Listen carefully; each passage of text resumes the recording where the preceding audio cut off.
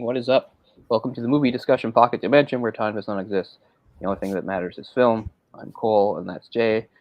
We're back. It's been kind of a tumultuous month, and this show in particular had to be rescheduled several times, and it's kind of resulted in neither of us being able to have seen the movie as recently as we would have wanted to, but hopefully we'll remember it pretty well. Because I was just thinking, like my movie watching had actually slowed down a lot for most of August, but then I think I've seen the movie, the title Alphaville from 1965, Jean-Luc Godard.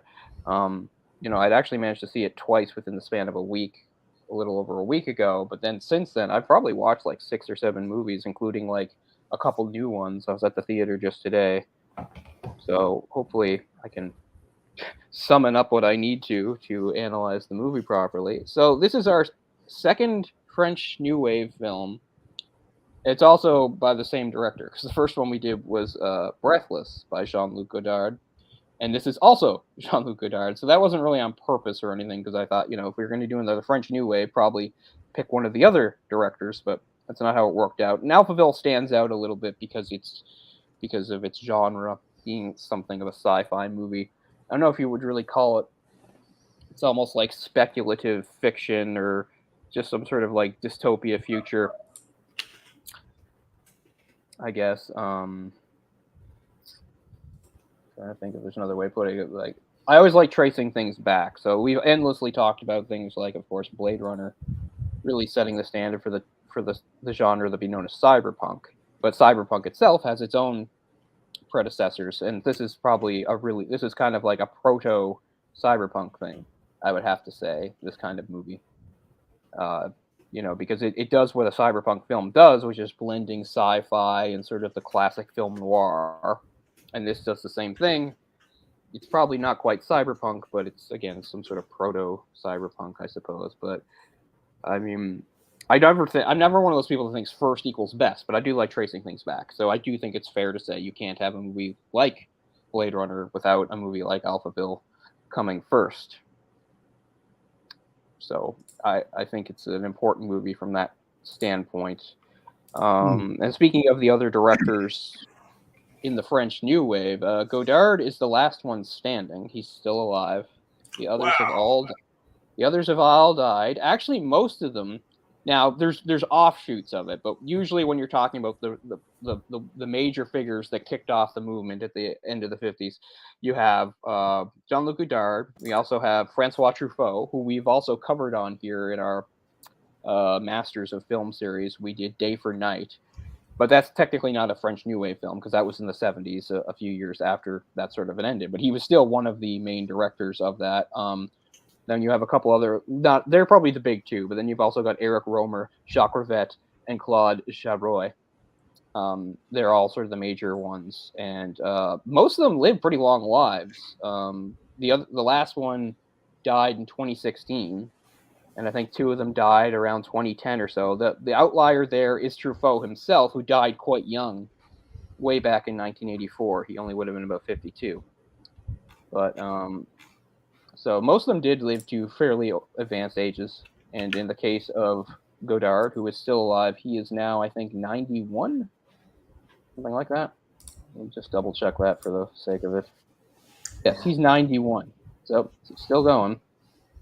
And Godard also, he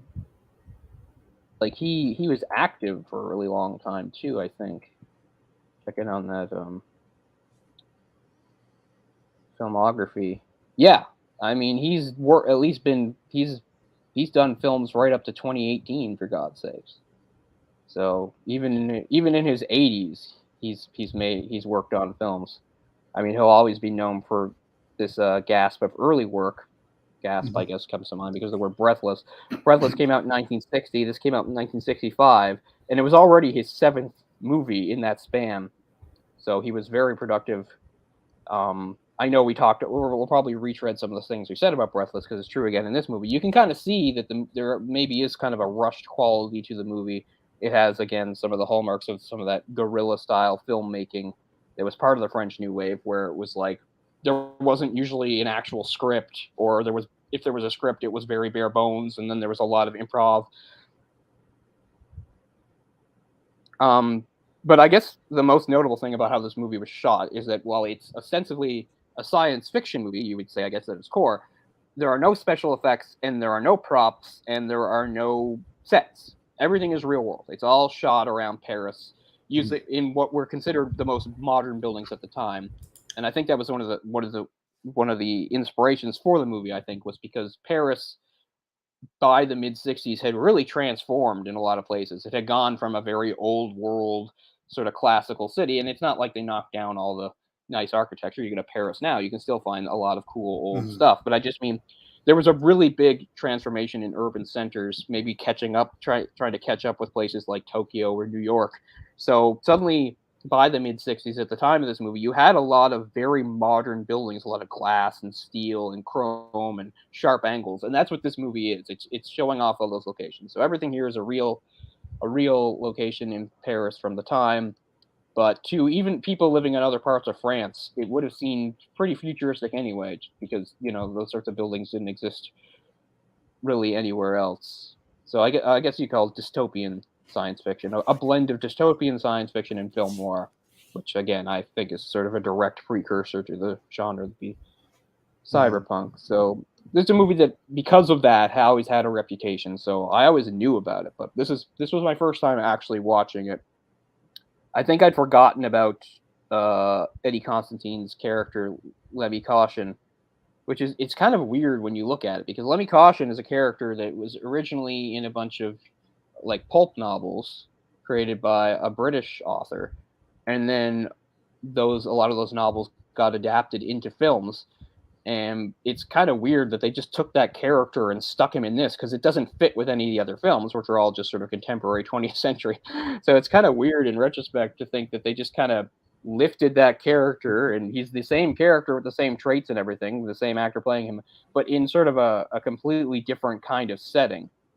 So that's American expat Eddie Constantine, who spent most of his life and career in France in the title role.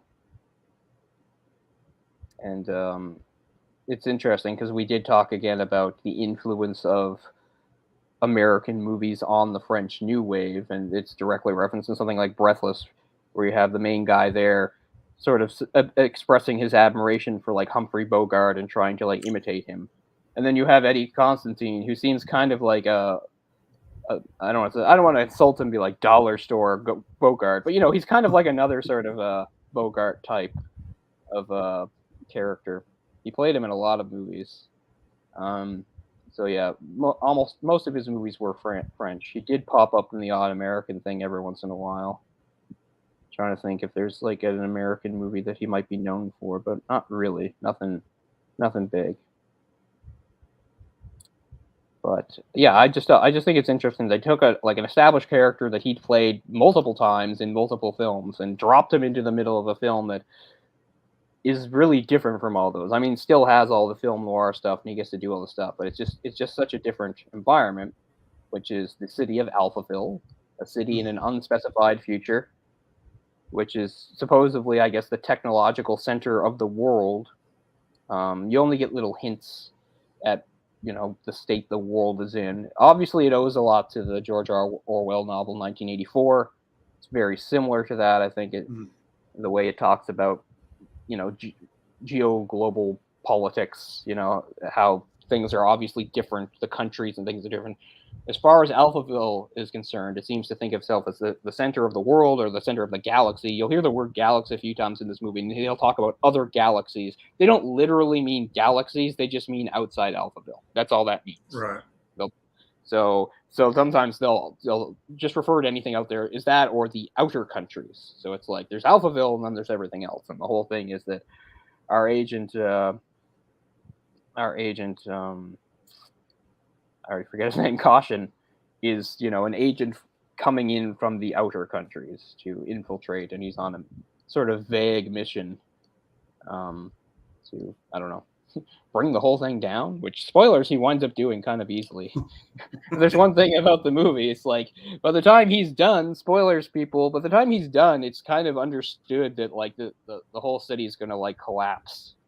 So I guess he did his job a little too well, and again, it seemed a little too easy. But But there you go.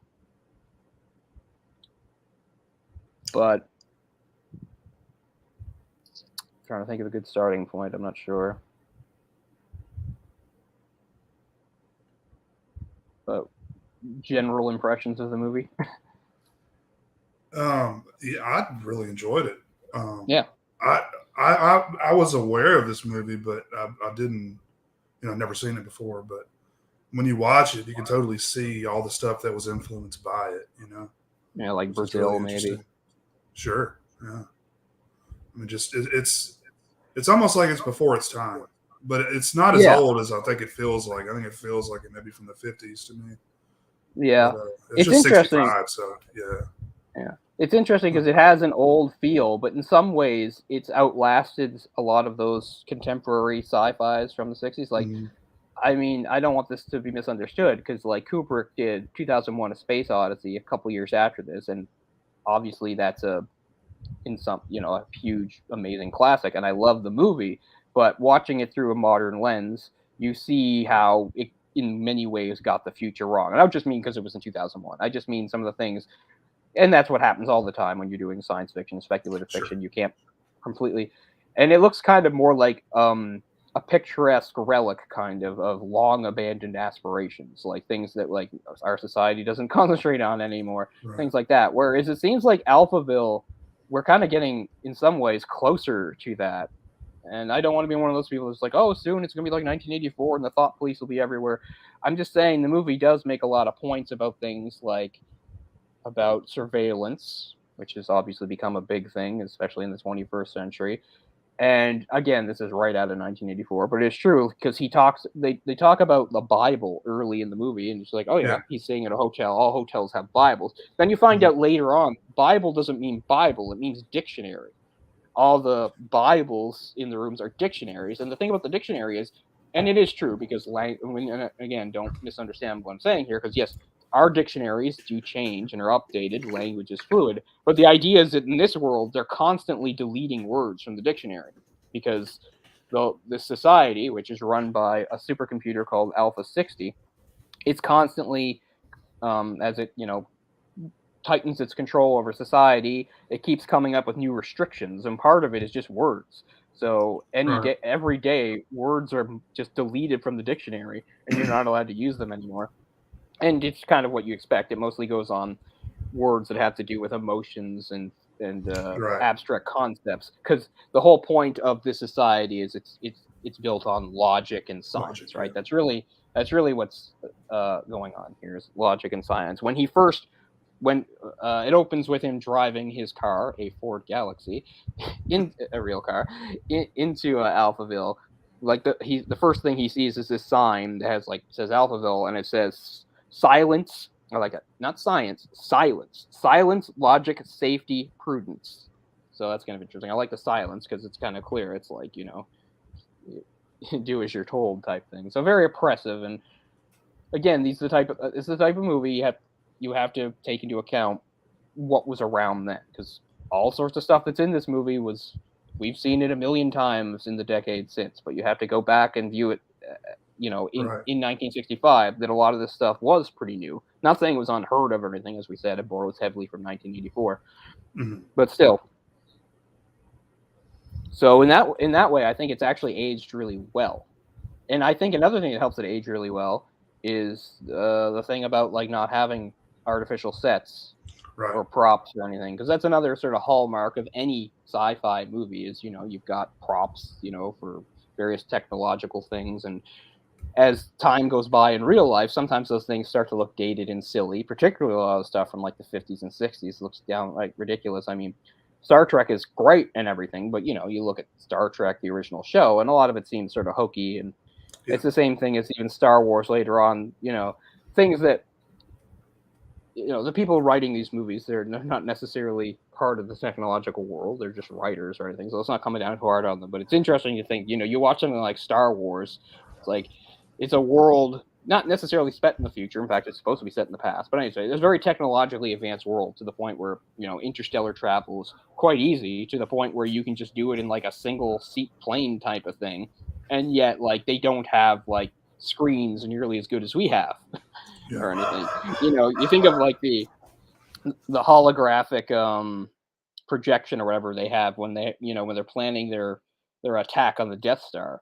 It looks primitive as hell, but that's because that was 1977 technology, and there wasn't much of a way to make it look better. So one thing that I think is a strength of this movie is it doesn't really do that, and it doesn't really claim to be. Never says the year or anything like that. So it's almost like an alternate history, not necessarily than future.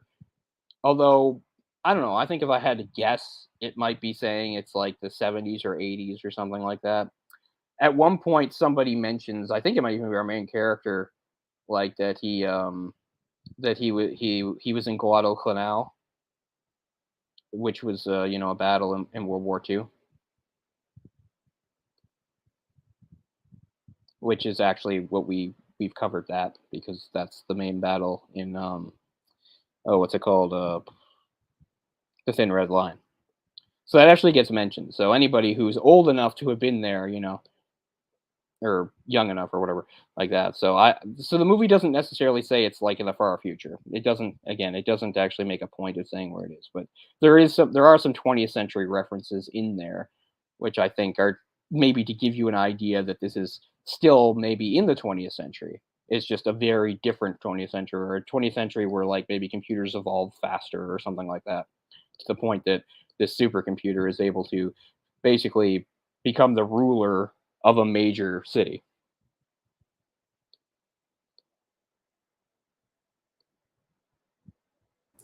Sorry, I didn't realize I was muted. Oh yeah, Yeah, I like when it actually shows the computer. It's all it's just like a big wall of like almost looks like tape. And I know yeah, that's how they were back then, but it's just interesting to think that it's so advanced yet, it's that old style computer. yeah, The original title was what Tarzan versus IBM. yeah. Which is a It's little pretty, silly and a little yeah, too real world. I mean, we get it. We get what they mean by it, but yeah, that is interesting. Yeah. So I guess the it says here, this is good terminology for like giving a proper term for what the city has become. They call it a technocratic dictatorship, which is very true. So it's a technocratic society. So that means everything is, the higher ups and everything is decided by people who are the best and most advanced in science and technology. They're the people okay. that rule. And even at the top, it's not even people anymore. It's the computer itself. Um, Alpha 60, Alpha Soixante.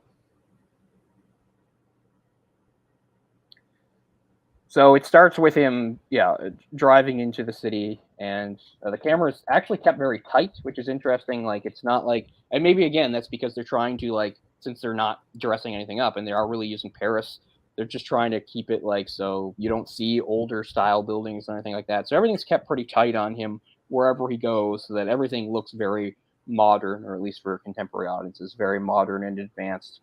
Um, so I don't mind that either, because again, I like the idea that you only get sort of a hint of the grander scope of things, like how big the city is, or uh, what exactly the world outside is like. They only hint Mhm. at it, which is probably the best way of doing it. Really, it's not like this big sprawling epic movie or anything, or a big budget movie, so you don't have time or probably the resources to really show a big sprawling world. So it just all focuses on our main character and his journey in. Um, and again, being a French New Wave movie, a lot of sort of avant-garde sort of techniques and things. I like particularly when he goes into his hotel. I think there's about a 4-minute shot following him from the lobby up to his room, where it's all one shot, including him riding in the elevator, which was lucky Mhm. because it turns out that hotel happened to have two glass elevators right next to each other. So for him to go up, they just had the camera operator in the other one. And the other thing I guess we get into as we get there is just it does show how people in Alphaville speak, how different it is. And I like that as he's going up, the class 3 seductress is with him. We don't know that term yet. We just think she's just, and yeah, and this is sort of, but just the way she talks, she's like, "Are you hungry, sir? Or you want this, or do you want that, or the other thing?" And they also have like a weird. I'm trying to remember. Oh, They say, "I'm fine, thanks. Don't mention it." That's something everybody says. It's like the closest thing to like expressing your feelings, I think, that's allowed in Alphaville. So if you say anything to them that's remotely like emotional, they just say, "I'm fine, thanks. Don't mention it," which I think is interesting. But yeah, it's funny because at first she's just pointing all this other stuff, and then she's just like, "I can help you take a bath," and you're like, "Whoa!" And eventually she says she's a class 3 seductress. So it's just like Right. something that I've always talked about, and I think makes sense. I always thought like sex workers and prostitution. I always think that being legislated by the government would make more sense anyway. So this seems very sensible to me. They're saying you can check in, they'll help you with all this, and if you want to have some sex, she can do that too. So here comes to a part where like the first time I watched the movie, I didn't know what was going on. It wasn't until I watched the second time. It was just because I wasn't paying attention properly. So when he gets to his hotel room with her, I didn't properly remember the layout of the hotel room. Because what happens is he enters in, she's blabbing at him while he's checking things, and he goes into a door, and the camera doesn't follow him. He's off screen. And then the camera moves over, and we see that he's actually in a bathroom. So the idea is you have the front room here, and then you have a door here and a door here, meaning the bathroom has 2 doors, and it's behind there, right? So I figured that out on my second watch. Okay, the bathroom has 2 doors. You can enter from one end or the other. The first time I didn't catch that, or I just didn't notice or whatever. So when the assassin just abruptly shows up, I was so confused. I was like, where the fuck did he come from? Yeah. There's just suddenly some guy in the bathroom, because to explain again to the audience, people who haven't seen the movie or whatever like that, is while he's in there and she's saying, I can help you take a bath, and he's just like, I can get my own girls, lady, or something like that. This is out of nowhere, and it's actually funny also because it's deliberate how it's done. Like, I've never seen a movie do this, where he's about to get attacked by an assassin, and start over. Well, I just mean, so the camera never goes into the bathroom. When the door is open, we can see it, but the camera is sitting back out in the rest of the hotel room. It doesn't go into the bathroom. So we only see what's in the doorway. When he walks out of there, he's out of frame. We can't see him, which is over by the tub. So at some point while he's talking to her, suddenly just a male voice on screen shows up and says something about his sister or something like that. And it's very shocking because, especially if you're like me the first time, and I forgot that there's another door, because I'm just like, did somebody just appear in the bathroom? But no, there's a logistical reason. But anyway, even if you take that out, okay, there's a logistical reason how he came in. It's just like the movie, again, the camera stays exactly where it is. There's no musical cue, nothing. Just the music is the same, the dialogue is the same, and then just suddenly we know there's somebody else there, and then the guy attacks him. And then finally the camera moves a little bit to show it. But I've never seen something like that happen. I've never seen somebody get attacked in a movie, and the movie like in no way sets it up. There's no musical cue. There's no change of camera angle. There's nothing. Just everything's going along. And then suddenly, as everything goes along, you have this assassin talking, and then they have a brief struggle and fight. Caution gets a few shots off at him, but he leaves. And he doesn't seem to think much of it, which I think is funny, because he's there as a secret agent. His mission is to like infiltrate the place and assassinate sort of the guy that created the computer, and I guess bring the whole thing down. And he's there. His cover is that he's like a newspaper reporter from the outer countries, just trying to do a story on their society. And it seems like his cover's blown immediately if there's already an assassin coming after him. It doesn't seem to affect the rest of the movie. Like, he doesn't seem to care. And other people still treat him as if he's a reporter. I mean, eventually his cover gets blown, as it always does. But I mean, for a long time, they basically take him at his word. And what's funny is, I'm jumping ahead here, but it seems like a big plot problem is that at one point when he's actually captured and interrogated, he's interrogated by the computer itself, and he's holding back information, but the computer doesn't really know the right questions to ask. So at the end, the computer just sort of said, the computer, Alpha 60, says, like, I know you're hiding something, but I don't know what. So I'll let you go for now.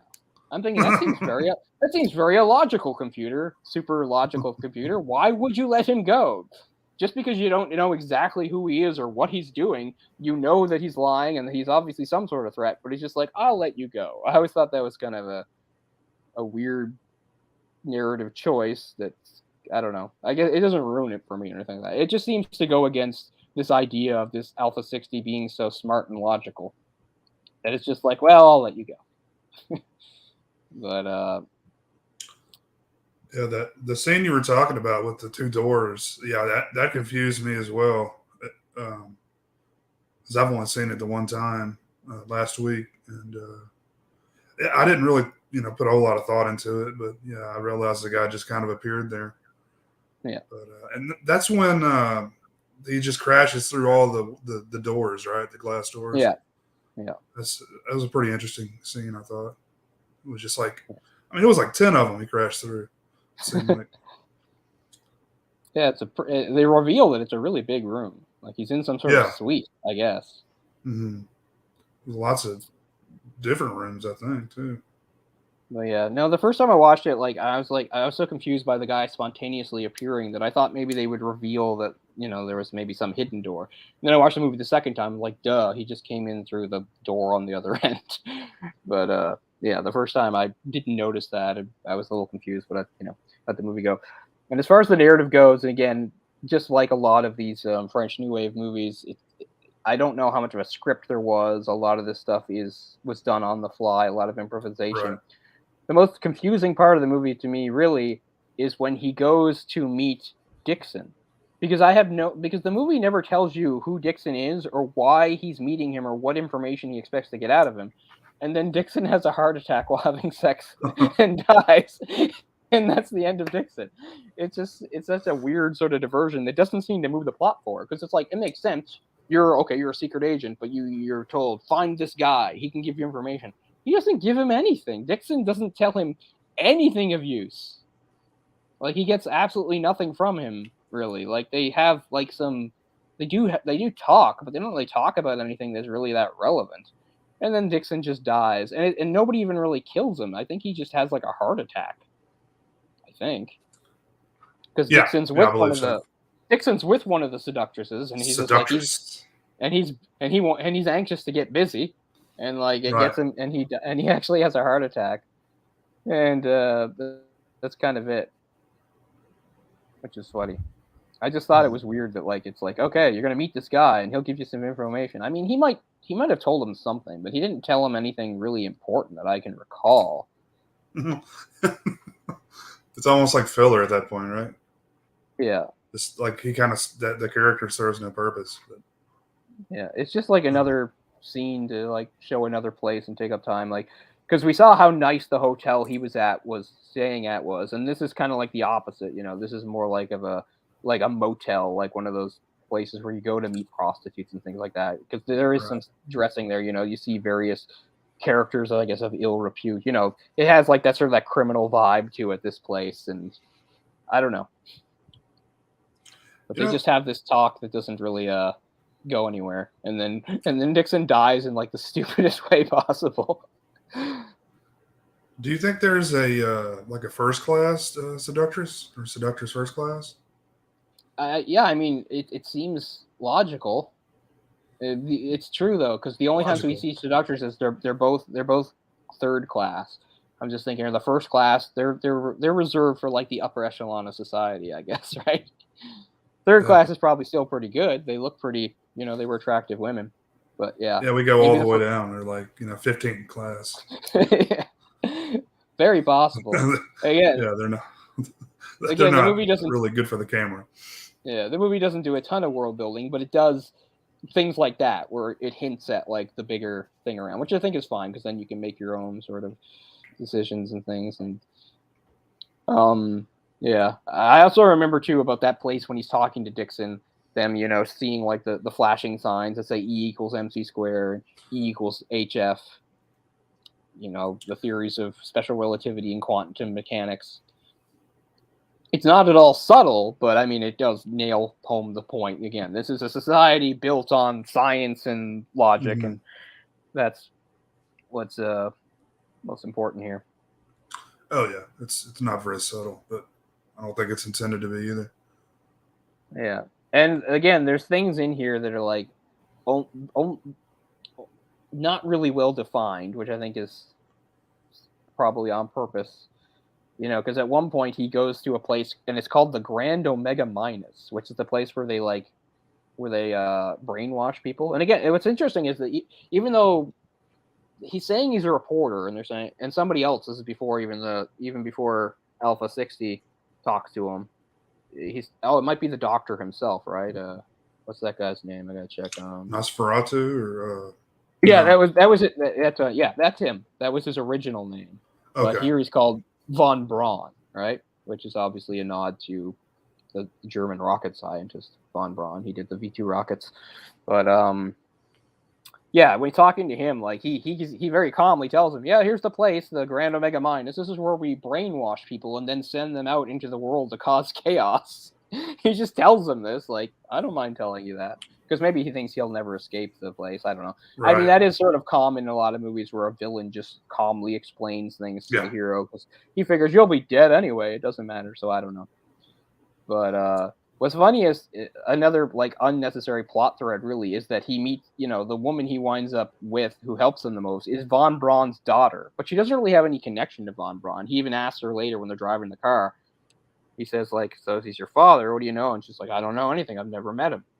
And that's really it. Like, there's no scene of her with him or anything like that. It's just sort of a footnote that this woman that winds up helping him just happens to be von Braun's daughter, but it doesn't really have much bearing on anything that actually happens. I don't know. But that's actress Anna Karina. Who She's a seductress as well, isn't she? No, she's like some sort of scientist, I think. Okay, gotcha. Programmer. Oh, is it programmer? Yeah, I knew. Yeah, she had some sort of middling job. Like, she wasn't high up, but she wasn't low down. She was probably some sort of programmer or something like that. Hey, she could be a seductress. Oh yes, very attractive. And I mean, it's sort of shoehorned into the plot as like they kind of fall in love during the movie. Although I think it's done in sort of a tongue-in-cheek way, because like the whole joke is like she's in this society and she's never been outside, so she doesn't understand love. She says like, love, what's that? He's when he uses a few different words, she's like, I don't understand. And he actually gets a kick out of it because a few times he can say things to her that are really deep and she has like no reaction to them. She's like, I don't know what that means. So, and I mean, jumping ahead again, that's how the movie ends. It ends with her expressing, her saying "je t'aime" or whatever like that. So very poignant, I guess. Just all emotion, right?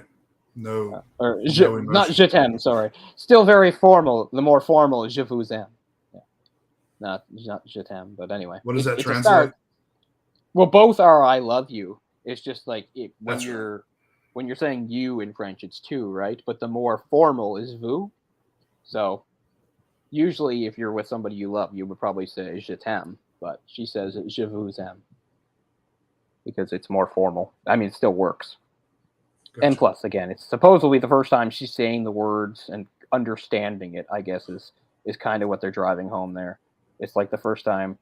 Because the whole point, like, again, the movie hints at all sorts of cool concepts that it doesn't really have time to get into, because we don't get to see really what's going on, behind her eyes or what she's feeling. We only get little hints of it, and then she sort of says it at the end. But I mean, a big part of the movie is her sort of having this awakening as an emotional being, but the movie only, can only show a little bit of it. So, but I mean, it's another thing you can think about while you're watching it, that she starts off as kind of like an automaton, just sort of repeating all the stuff, but then she meets this guy who comes in and literally like messes the whole system up, and it obviously affects them, and it has a big effect on her, but we don't see most of what's happening to her, and then it all sort of comes out in the end. So I don't think it's like sloppy or anything like that. Again, the movie has its point to make.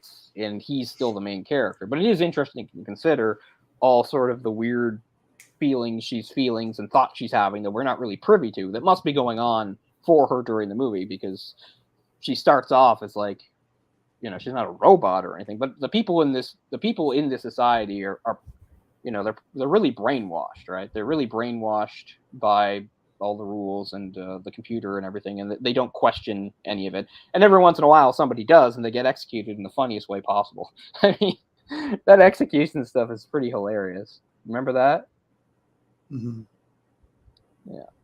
So for those that don't know, when von Braun is showing him around and stuff, I'm trying to remember. They talk about how they get rid of these people. I don't remember what building it is. It might even be at the same time when he went to the Grand Omega Minus or whatever the heck it's called. But this whole thing, like, where the dissenters, the problem, the people that are the free thinkers and go against it, like, they're executed in this pool. Like, it's like a pool, like the YMCA or something like that, and you get to go out on the diving board. A man with a machine gun shoots you, and you fall, and if you're not completely dead, a team of synchronized swimmers with knives dives into the pool to finish you off.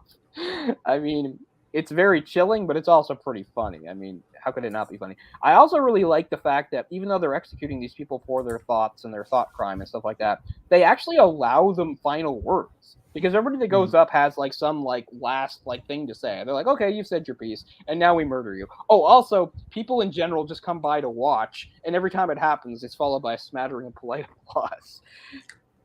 And I get how that's supposed to be harrowing, and I'm not saying it isn't, but it's so absurd. It's also just very funny. I have to say, it's pretty funny. Another big nod to 1984. Yeah. It makes you wonder where these people come from, because obviously they're brainwashed, right?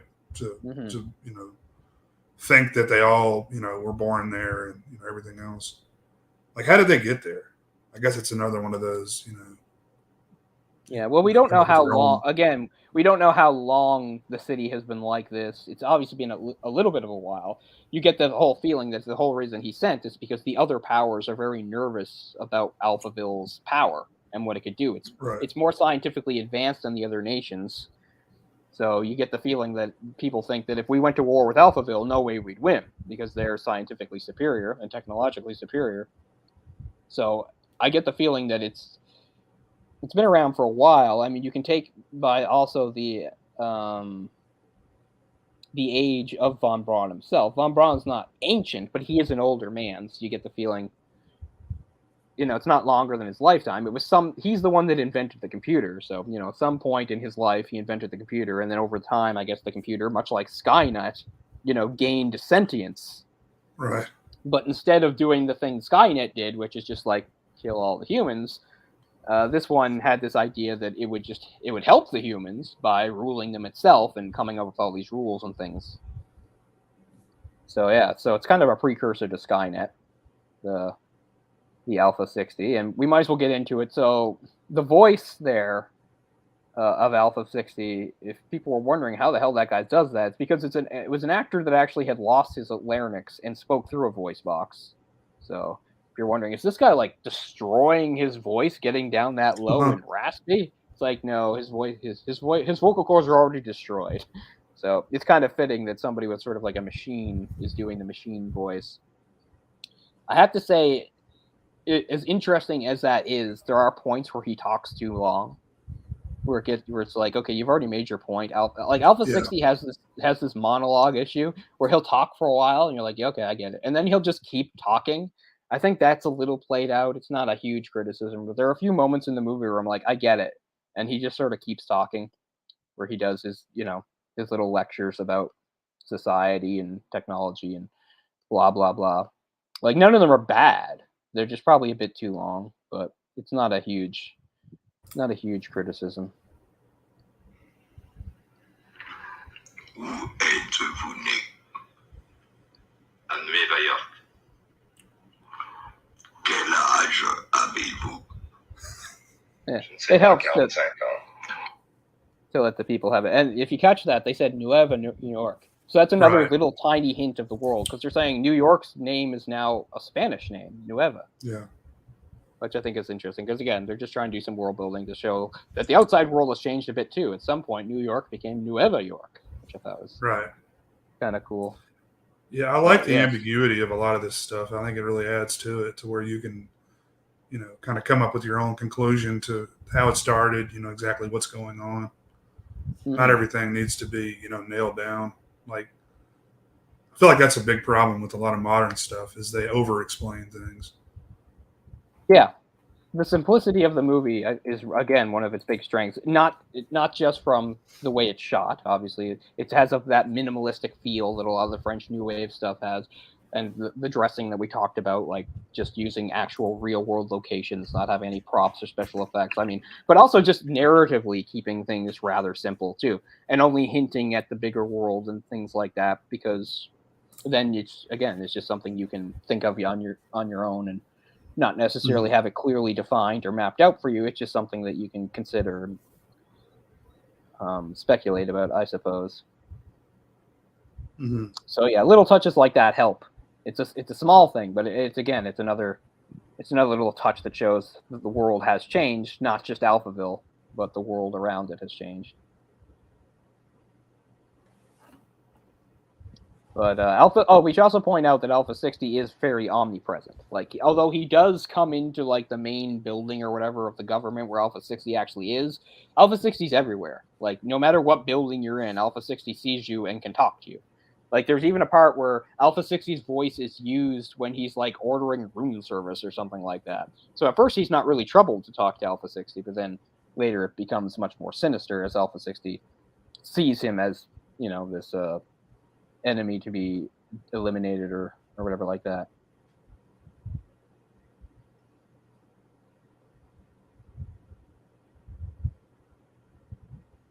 There is some voiceover in it, too, which is, again, part of the whole film noir sort of convention, I suppose. But he does have some interesting insights in there. I like how he refers to Natasha von Braun as a pretty sphinx, which makes sense because people talk about sphinxes. The whole point is that you can't figure out what they're thinking or anything like that.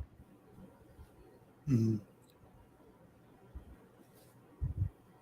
But but yeah, he talks to things like he talks to her about things like conscience and love, and she says she doesn't know what any of that is, but it's nearly every day words disappear because they are forbidden. They are replaced by new words expressing new ideas. So obviously very Orwellian, as we said. I said this was his 7th film. This was his 9th film. This was Godard's 9th film in a span of less than 6 years. So wow. So you can see sort of some of the improvisation that's going on in this movie, but I think it all fits. It sort of fits the general feel and aesthetic of the movie. And despite the fact that the movie has like all this really sort of downer stuff going on about it, talking about the downside of science and technology and people that sort of worship science and logic and how we could lead to some sort of technocratic totalitarianism or whatever like that. The movie ends on a fairly romantic and hopeful end note. Some romantic optimism going on there. Because they do actually escape. It's funny, again, going back to Blade Runner. Remember the crappy ending of the theatrical version of Blade Runner? The happy ending where like he I don't think I've seen that one. Oh, okay. Well, in like the director's cut and the final cut and what's considered sort of the definitive cuts of Blade Runner, the movie ends after Batty has died on the rooftop and again Decker takes Rachel and he's going to leave with her, and all we have is him going back to the apartment, and he sees the little unicorn that was left behind by whatever his name is, the guy Edward James Olmos' character, and then we hear an echo of what Elmo had said earlier. He says something like, "It's too bad the girl won't live, but then again, who does?" And then they just sort of leave. But in the original theatrical version, there's a scene after that, which really jarring too, because for the first time there's trees and bright sunlight. So suddenly he's in some futuristic car, and she's with him, and they're driving down some sort of country road with sunlight and trees. And since again the theatrical version had the really crappy plotting narrative, doesn't always work, by the way, and Blade Runner was a great example of it. And he's blathering on about like he doesn't know how much time Rachel has, when she might die, but they're gonna live for them anyway. That was cut for the directorial cut, and what most people consider the true version of the film, fans like myself, that's not in there. But that's kind of the ending you get in this, is that you have them driving away triumphantly. Although I mean, it's a completely different movie and different story, but it is kind of an interesting comparison. In the case of Rachel in Blade Runner, she's a product because she's a replicant or whatever they call them. But she went against the system. And in this movie, she's a human being, but she was part of the society, and then she wound up helping the guy that broke it all. I don't know. Anyway, you can see some parallels there. I'm not really being as eloquent as I'd like there, but it is an interesting sort of comparison to make, in that at least in one version of Blade Runner, it ends in a very similar way with the hero and the girl that he's found. They're now leaving, but in Blade Runner's case, it's a little different because even though they're leaving, Tyrell Corporation is done. So it had more to do with Tyrell Corporation, whereas this, Alphaville, the city itself. And once again, they're sort of just stuff that we don't really get to see. They only sort of hint at and talk about, because they're talking about like how we don't see the collapse of the city, right? They just sort of talk about it. It's like, okay, the city's fucked now. And he's like, I think somebody says stuff like, will everybody die? And they're like, no, some of them will be okay. They'll get out. I don't know. But the whole thing is basically that without Alpha 60, the society will, I don't know, break down. It's not like they left the city in ruins and flames. It's just they've completely undermined the whole system holding it together. So most likely the city will fall into some sort of anarchy, I would assume. But you don't get to see it. If the people even live, they're all freaking out there at the end. Yeah. And they say something like, they said like a lot of them probably will freak out and die or whatever. But somebody says a line. I can't remember if it's him or her. That's, some of them will probably still be okay. They'll make it. Oh, yeah. Something like that.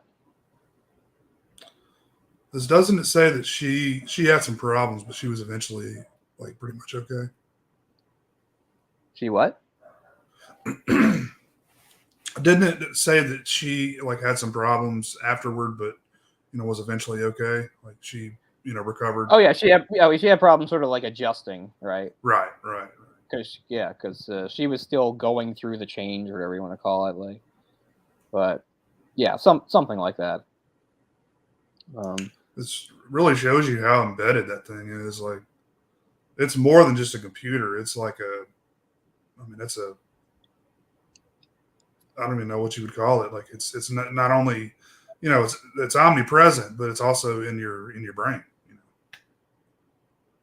Yeah, because really what it's done in taking control of the society is that it's sort of embedded this kind of philosophy inside every person there, to the point where, like you said, they're just brainwashed or being programmed, and they don't question things, because that's another big part of the society. And it's probably why when he actually meets with Dr. Von Braun several times tells him how much he doesn't like journalists. Well, of course he doesn't like journalists, because journalists ask questions, and the point of the society is don't ask questions. In fact, they had some sort of like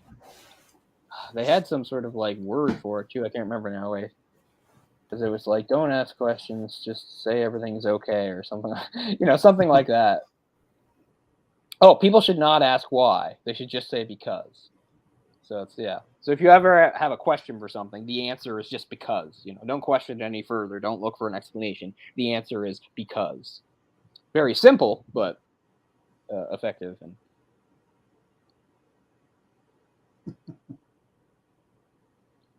yeah, there's a few anticlimactic moments in the movie. I think the movie's sort of full of anticlimaxes, so maybe it's on purpose. Like when he meets Von Braun himself, Von Braun is the man that created Alpha 60, but you really find out like Alpha 60 is really the one running the show. Von Braun is still important, but it's not really about him anymore. And then when he's talking to Von Braun and saying he knew that his name was Nosferatu, he's like, oh, that man is dead. He no longer exists, or like that. They talk a few times. And then I don't even know why, because at one point he says like he could go rule his own galaxy. Once again, I'm not sure exactly how they're using that. And when he turns him down because he's on mission, he refuses the offer, because he basically says, well then fine, just go back to the Outlands then. Then Caution just kills him. And that's the end of that. It's like, okay, you're dead. No problem there. And for those wondering how they took care of Alpha 60, it's something we've seen a lot in these sort of sci-fi things, but because of the year, maybe it was more original. He defeats the computer with, a logistical problem, in that he gives him like poetry that he can't understand or something like that. There's a lot of There's a lot of poetry in the movie. Mm-hmm. It's almost like it's an episode of The Outer Limits or Twilight Zone. I feel like that was kind of ripped off a lot of ways. Yeah, it definitely the whole concept of having to speak poetry to it at the end. Mm-hmm. Oh no, I can't comprehend that. What's ironic about it is there are a few times in the film Alpha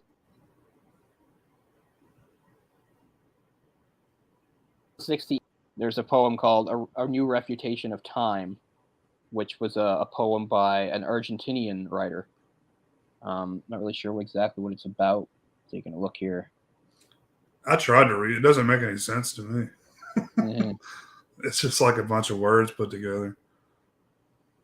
In any case, it's interesting to have a computer that has said like there's no place in society for things like art and poetry, but then you have it actually quoting real life poetry. So, right, it's interesting.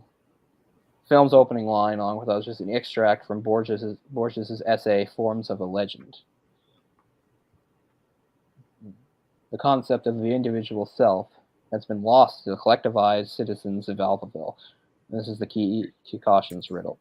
So yeah, there's a little bit of that going on in there too about individualism, which once again just comes down to independent thought, really, because the whole point of the society is to sort of eliminate independent thought and have everybody, as you said, become sort of drones and programmed to serve a hive, like a hive mind thing going on. And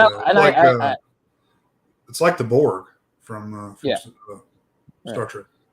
And in that case, and I mean that's all fine and dandy. I like stuff like that. But in a movie like this, I appreciate the restraint. They don't go too overboard with it. So in a way, it feels more believable. Like everybody who talks seems odd and weird, but it's not too far. Like they don't seem like exactly like zombies or robots. They still have some of their humanity. They just have like odd responses to things. And of course they're obviously very non-emotional and things like that. I guess that's one of the reasons why they thought like the society would work so well for things like having the class 3 or whatever, the various classes of seductresses, because it's like, okay, we get that there's some human impulse to fuck, but there's no emotional component to it. So we'll come up with something for that. So you have the flat monotones of the seductress saying things like, I guess that's kind of I think a joke too, is there's some irony in the statement seductress, because there's no seduction in it, right? There's no actual seducing or seduction. It's just, I'm here to serve your needs. So if you want to take the bath with me, if you want to have sex, I'll do it. So I like that they're actually being kind of ironic with the term seductress, because it's not like the typical prostitute that does that. Like, hey, baby, you want to get some? Oh, you're hot. Let's party. It doesn't have to. It's like, okay, you know what I'm here for. We can do it if you want. Yeah. I like that. Yeah, there is no seduction involved. No. It's almost like you guessed like that word is going to be replaced soon. It's like seductress doesn't really fit, so we'll just throw it out and replace it. But it's like I enjoy that they have sort of that archaic word standing out in a society where they're throwing out most of the words that they don't have a use for. But there's still some romanticism to having a seductress, when really there's no actual seduction. It's not even a transaction at this point, because it's not like he needs to like pay her extra. It's all just part of the service of being in that hotel, and I assume being in Alphaville. Like these people, they're as available to you as like, I don't know, like a Coke machine or something, right? Right.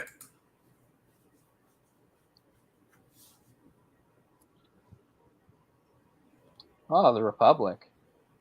Yeah, I studied the Republic a long time ago. I forget so much of it now. I mean, obviously, I still know the main gist of it.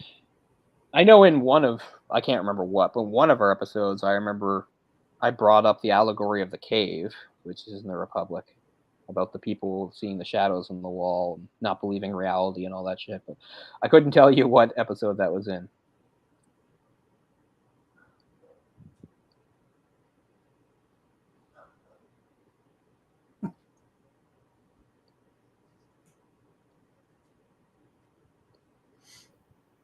What movie did you see yesterday It was today. or today? If you mean in theater, I saw Bullet Train. Oh, that's right. Yeah, I saw that on your letterbox. What did you I think? liked it, but well, I mean, it's one of those movies where I feel like I should have liked it more. Like it has all this style and this cool setting and stuff, and it's all fine. I don't have any issues with. Well, one issue I have, I guess, is like I think it went out of its way to like give every single character a quirk, and I don't think you always have to do that. Like every single character in this movie has some like weird, quirky thing about them, and I don't know. Mm-hmm. I don't mind if you do that with a couple characters, but when the entire cast is that, it gets kind of annoying. It's still a good movie, good action, fun. It's a fun movie for sure. But it seems like, yeah, the setup and everything. It seems like a movie I should love, but it didn't get there for me. But yeah, I'm kind of right there with you. You did see it, yeah, okay. Mm-hmm. Yeah, so I mean, it was cool and all, but I feel like I don't know. I'm not sure what it needed to make me like it more. Because I mean, it's an interesting idea. The movie itself is kind of philosophical because it talks all about choices and fate, right? It's all about and luck. And it is interesting how it shows that a character who's supposedly very lucky, a character who's very, very unlucky, and then it always showing like there's a reason why this happened. It all led up to this moment, and this leads to there's no coincidences. I mean, that's all done fairly well. But I don't know. I liked it. Yeah, I thought I would like it more going in. I don't want to say I was disappointed because that would make it sound like I didn't enjoy it. I did enjoy it. It's just one of those things where it didn't quite get as far. I don't know. I liked it, but I guess maybe I'm still processing it. I only saw it a few hours ago. Joey King was, I think, in one of the Conjuring movies or something, is what I remember her from. That's the British chick? Yeah, I mean, she's not British in real life, but. Well, the British character. Yeah, maybe I'm wrong. British/Russian. I don't know. I guess I didn't recognize her. Yeah, I didn't. I'm not really good. I don't really know those actors. I mean, obviously, I know Brad Pitt. Right. Well, the brother, the white one, that's the kid from Kick-Ass.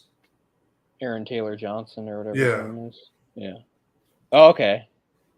That guy really has transformed. I tell you what. Yeah. But it was good, and I mean, it has some obviously cool stylistic flourishes. There's a pretty kick-ass moment where, like, towards the end, when everything's really hitting the fan and the train's going and everything, I'm not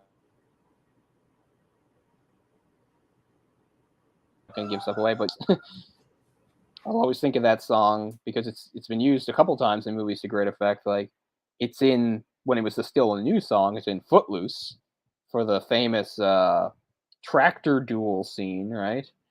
And it's also done really well. It's not the actual song, but it's somebody adapting it in Shrek 2. They do a really good job in Shrek 2 of it. It's a really great scene with the music going over it. So, is there anything? I wish that had lasted a bit longer. So, I mean, stuff like that I really liked. But yeah, it had all the ingredients to be something I would really, really like. But I couldn't say I really, really liked it. But I liked it. And the other movie I saw the other day was the new Dragon Ball movie, Dragon Ball superhero movie. I'd never seen a Dragon Ball movie in the theater before, and I mean, it's a highly recommendable experience because holy fuck is it intense to see a Dragon Ball movie on the big screen like that. And plus, this being the newest one, they keep upping the animation, so I don't know how much further they can go. The animation is just incredible. So, I mean, the story's whatever, it's fine. One of the things I liked about that story was, like, for once, it wasn't all about Goku coming and saving everybody. Goku doesn't do anything in the movie. The other characters do. So I like that. Like, Goku's, and like they just write, like, the only reason he's unavailable is like basically is the equivalent of somebody not picking up the phone. It's like, oh, we're really in trouble. We could really use Goku's help. And they're like calling, but Goku's not near the phone to answer it. And that's the whole reason why Goku can't come. But anyway, so it was definitely a lot of fun seeing that in a theater. Seeing a Dragon Ball movie, yeah, it's pretty intense on the big screen, I have to say. So that was fun. That's cool. I don't think that's played anywhere near me. But I'm aware of. Maybe I'm wrong. I Yeah, saw. Even my small Sorry. theater often shows those animes and stuff because I was at the big theater today because it was the only way I could get an afternoon show that I wanted. But anyway, sorry, go ahead. Oh no, it is playing. It is playing here, the Dragon Ball movie. I was going to say yesterday I saw The Invitation, and Oh yeah, the it's horror, not really the horror movie. it's not really a spoiler because it gives it away in the trailer, which I didn't see, but I've just heard other people say that. It's vampires. It's Dracula. So Yeah, no, somebody else spoiled that for me just on maybe it was Twitter or Letterboxd or something where somebody said something about how they didn't like or didn't like some portrayal of yeah, because I hadn't seen the theater or I hadn't seen the trailer. I had no idea there was vampires. I didn't know what was going on. I just knew it was a supposed horror movie. That was all I knew about it. I mean, people generally seem to hate it. I didn't like it a whole lot, but I didn't hate it. It's fine. It's a throwaway, Screen Gems movie. Well, I'll tell you, the other movie I saw in theater a couple weeks ago I went with Ryan was Nope. And at the time, I didn't like it. And now the more that I think about it, the more I don't like it. Like, I really thought Nope was crap.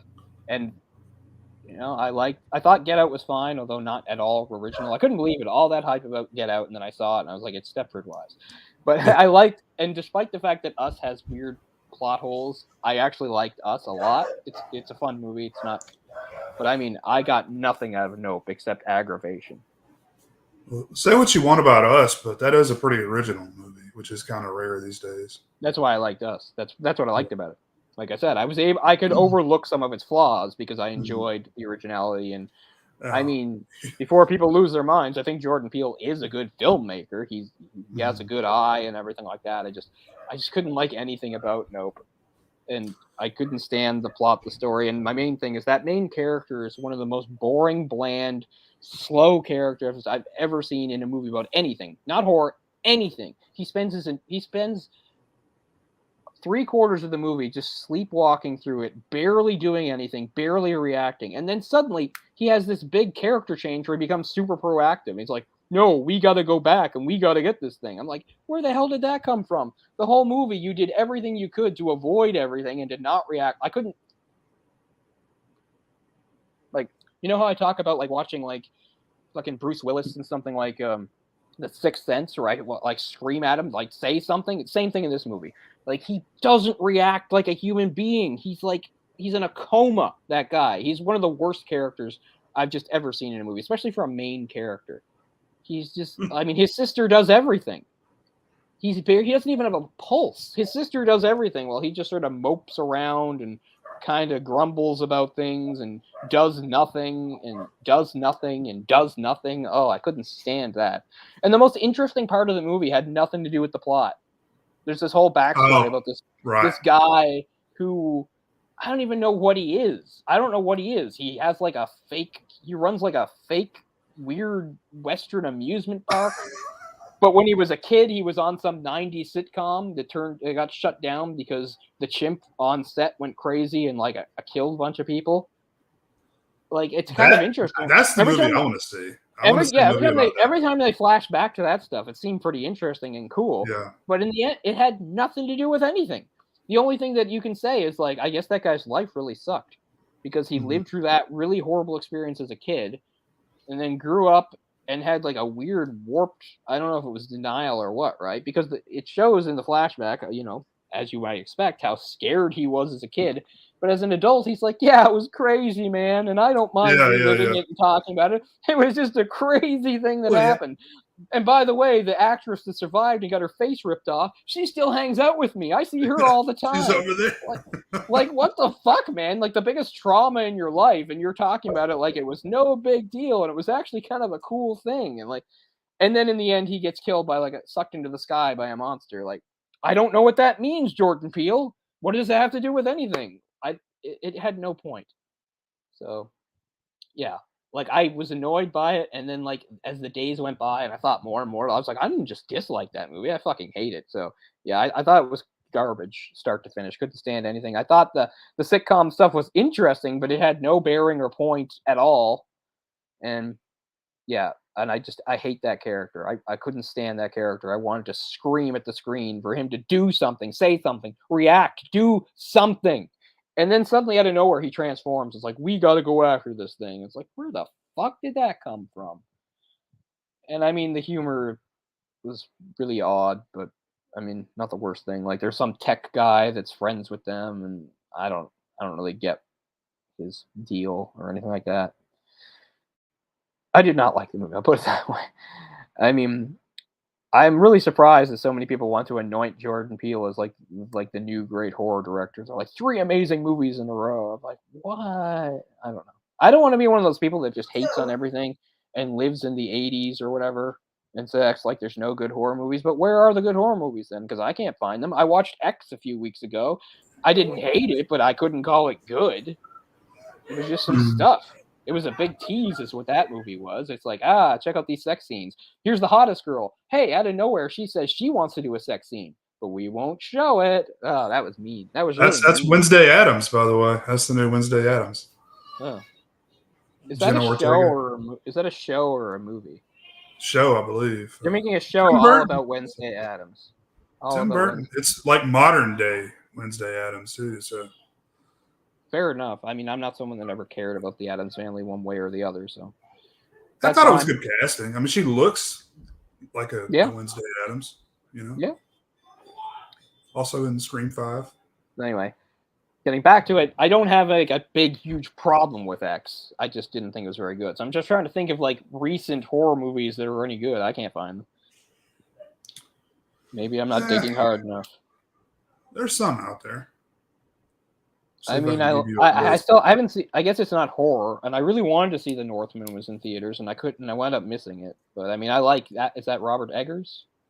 Yeah, is that the guy? I love his movies. I believe so. He did The Lighthouse and The Witch, right? I love those. Right. So they're not current, but they're recent. It's a very well done, well made movie. Like the budget was crazy, and the movie did terribly. By the way, big time flop. They put way too much money into that, but it's beautiful. It's great actors, but it's just not. That's not something that I'm into. You know, it's just not subject matter that I really care that much about. But it's fine. You know, you'll probably like it a lot more than I did. Yeah, it looked really good. I was annoyed that the time didn't work out. I wasn't able to see it at the theater, but I'm sure it'll stream somewhere soon. Mm-hmm. If not already, yeah, it should be. Oh yeah, but I don't mean to whine and complain and live in the past. I'm just really having a trouble finding good new movies. Like the Candyman remake came out last year. I didn't like that. Yeah, I figured you wouldn't like that. It had its moments. It had some things that were kind of cool, but let me see. I really haven't been that pleased this year in particular with new movies, with especially horror movies. Yeah. Same here.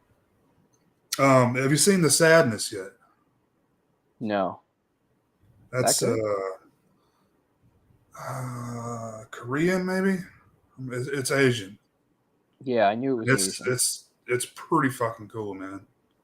Okay, that's encouraging. And have you seen Men?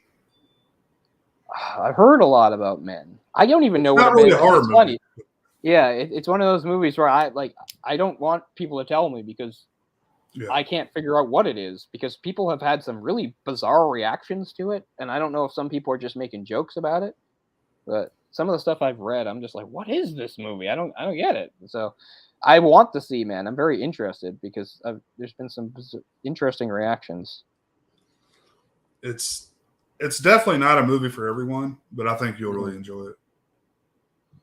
It's one of those like that's on my radar. I know The Witch. My sister-in-law and her husband, when they first had a kid, this is back when The Witch was in theaters. That was like the first thing they did, you know, away from their kid for the first time.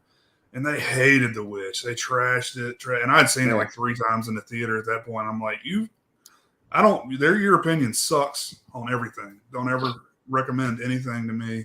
But it's like a lot of people don't like, they can't handle, suspense building, and they think it's boring. Exactly. That's true horror to me, is being able to build, and not jump scare bullshit. I'm talking about actual suspense building. Right. That's the stuff that's genuinely scary to me personally. That's why I really couldn't get into Halloween Kills. There's no atmosphere or suspense building. It's just go, go, go, go, go. It's just constant, I mean, I like that aspect of it, but I mean, I don't really like the movie at all. It's got some cool kills, basically. It's just too busy. I'm not going to reach that over old territory, but it's just it's the busiest slasher I've ever seen in my entire life. It has so much going on, and I don't know. I just didn't think there was time to build any fear or suspense. It's just like Michael's not like patiently stalking people. There's no time. It's just he kills this person, he kills that person, he'll kill a big group, he'll chase people. It's just never ending. So you probably heard this. There's some sort of theory that one of the reasons why there's so many kills is because Michael wasn't doing all the killing. Did you hear that? Perhaps. Okay, well, some sort of theory that Michael only did some of the killing and the other killing was some copycat. I have no idea if that's based on reality at all. I'm just saying that's something that's out there. Is that some people have thought that, like, one of the reasons why he seemed to be everywhere and killed so much is that he wasn't the only one, that there was also some copycat doing something. So I don't know. I have no idea if that's in any way based on reality, but it's something that's out there. Well, I don't know if you heard, but the new movie Halloween Ends is going to go to streaming as well, just like the previous one. So that tells you how much confidence they have in it, right? Yeah. I feel like I should see it in theater because I saw the other two in theater. Mm-hmm. I'm probably going to see it in the theater, even though I have no hope it's going to be good. Yeah. I was okay with the first one. As I said, like I had to get past certain things that I don't like about it. But if I just move past them and said, okay, I accept your premise and watch the movie's fine. It's okay. But I just really don't like Kills for it being so busy. It just being so relentless and nonstop because, as we said, to me, I'm a lot like you. I prefer building up things, suspense, building atmosphere. This movie's atmosphere was just fucking chaos. And I'm sure a lot of people are entertained by that. And I'm not saying you can't do that. I just don't feel like it fits a Halloween movie. It's one of my problems with some of the Rob Zombie stuff, too. But even the Rob Zombie movies had a bit of patience to them. As much as I hated them, Rob Zombie would still do a thing where he'd, build up a thing where a character's wandering around for a while and stuff before Michael actually moves in for the kill. But, I don't think Rob Zombie's a bad filmmaker. I think his choices are, the stuff I know that was a paycheck movie, right? Halloween 2. Sure. He wanted to do Texas Chainsaw, I'm sure. And he should have. They should have let him do one, They should have, because he won't stop just putting everything about it in all his other movies. It's like, I know. All his movies drip with that aesthetic, that feel, that atmosphere, because he wants to do it so badly. So that's what all his movies are. Even if they have completely different plots, they still feel like Texas Chainsaw. White Trash, Michael Myers. Yeah. But I don't know. I mean, he has some artistic things that aren't bad, I guess, but I just mean the way I judge filmmakers is very simple, which is, did I actually like the end product, I guess. And so that's why, I'm unlike a lot of people, I have a bunch of directors that I don't think made any good movies ever. And maybe not a bunch, but more than most people. I don't think M. Night Shyamalan has made a single good movie ever. Okay. I was going to see if you could name some. Yeah. I don't. And some of them are among some of the worst things I've ever seen, like The Happening and Magic in the Water. Or not Magic in the Water, whatever it's called. Lady in the Water. Magic in the Water is real. Both fucking Lady in the Water is one of the stupidest things ever put to screen. It just sounds like he's just pulling shit out of his head and throwing it on screen randomly. And I don't want to. We have to get back to things at hand, so it's not time. But M. Night Shyamalan, he just screams at the world to notice him as like a brilliant guy. He writes the worst dialogue of anybody I've ever seen. And it's funny when I was saying that thing about this is obviously not nearly as bad, because I said that Bullet Train, all the characters had a quirk. That's M. Night Shyamalan's writing 101. Even characters that are only have like one line or on screen for one scene, they have to have some fucking quirk. Like, remember in The Happening where they just randomly come up to some guy and he's like, oh, what's going on, blah, blah. And he goes, what do you guys think about hot dogs? You like hot dogs, right? And he goes blathering on about hot dogs. Like that. I've erased that movie from my brain, man. I don't remember much about it other than Wahlberg talking about trees. What? No. Which is the best line of dialogue ever delivered in a movie. The whole movie's like, hey, what? What's going on? And then that woman's like, you want to kill me in my sleep? And he goes, what? No. I kind of wish I had trees over there. Because my reaction to it and seeing it, probably a few years after the movie came out, to it. So, I mean, it would have been amazing to react to that line in theater. It's like, going back to Brad Pitt, I think I told you this before, when I saw the movie Troy in theaters. Troy's a pretty good movie. It has its flaws, but I mostly enjoy Troy. But there's a part where Brad Pitt's very angsty Achilles is being angsty against the king, and Agamemnon's like, you're going to do this, you're going to fight for me, you're going to do what I tell you, Achilles, you're going to get out there and you're going to fight. And he's like, no, I'm not, you can't tell me what to do, and I don't want to fight, I don't want to fight. And then he goes, well, you know that bitch priest you took for yourself from the temple, well, I'll just take her from you, and I'll rape her every night, she'll be mine. I'm paraphrasing, but now I'm going to do the actual line, where after he threatens that he's going to take this girl away from him, very angrily, Achilles looks up and goes, you sack of wine. That was his insult. I think I've heard you say that before. And in the theater, when I saw that in the theater, when he said it, I didn't mean to say it. It just involuntarily escaped my lips because it was a reaction. I went, what? Like really loud. So at least half the theater heard me do that. Like, I didn't mean to say it. It's just what came out. So it would have been really something to watch The Happening and to hear Mark Wahlberg deliver that line, because I wonder what the fuck I would have done then. But anyway, no. I'm adding sack of wine to my vernacular as of right now. So I'm going to start. I don't even care. Did they say that in the ancient world? Because that's new to me. Well, I thought it doesn't sound like a bad thing either. They like wine, right? They like wine. It was a sack of shit, maybe. Yeah, but no, you sack of wine is the line. I promise. And then then there's a few directors where I hate most of their stuff, but I hate almost everything Oliver Stone's done. But I think the war movie is okay. Platoon's okay. But I hate kind of all the rest of his stuff. Like JFK, man, that movie's dog shit. That's the most boring thing I've ever seen, and it's like 3.5 hours long. So boring. And if you want to get back on the Troy thing, I mean, Troy is flawed, but okay. But it looks like a masterpiece when you compare it to Stone's own attempt at that epic that came out around the same time, Alexander. Oh my God. Alexander is an exquisitely painful experience. How do you make a movie about like the greatest military commander ever and have only like 2 battle scenes, one of which is one of the worst shaky cam messes I've ever seen? Like, you'll have a seizure trying to watch that opening battle scene. I get it when they do that kind of stuff in like big battle scenes because they're trying to convey to you the chaos of battle and how chaotic it would be to be down there. But you should only do that for part of it. You should actually let us see what's happening for most of it, I think. I think it's okay to be like, okay, now we're going to give you the soldier's point of view, and it's crazy, and there's dust kicking up, and we don't know what's going on. But I think as a filmmaker, you should probably not have that be the whole fucking thing. But then most of the movie's just a bunch of melodrama. Badly acted, and so boring. And again, bloated, way too long, Oliver Stone style, so... Yeah, I didn't mean to turn this into a thing where it's just me like shitting on directors, but I don't know. There's quite a few popular directors where I just don't like anything they did. I haven't seen Alexander, but I think that's the one that they released like another cut of where it was like a lot of homosexual stuff in there or something, which I mean he was, but yeah, I mean even the theatrical cut had it. And I mean, I'll give it credit because it would do what they wouldn't do in Troy. Because the whole thing in Troy, Achilles was already angsty and was mad. But what made him decide to fight was that Patroclus got killed.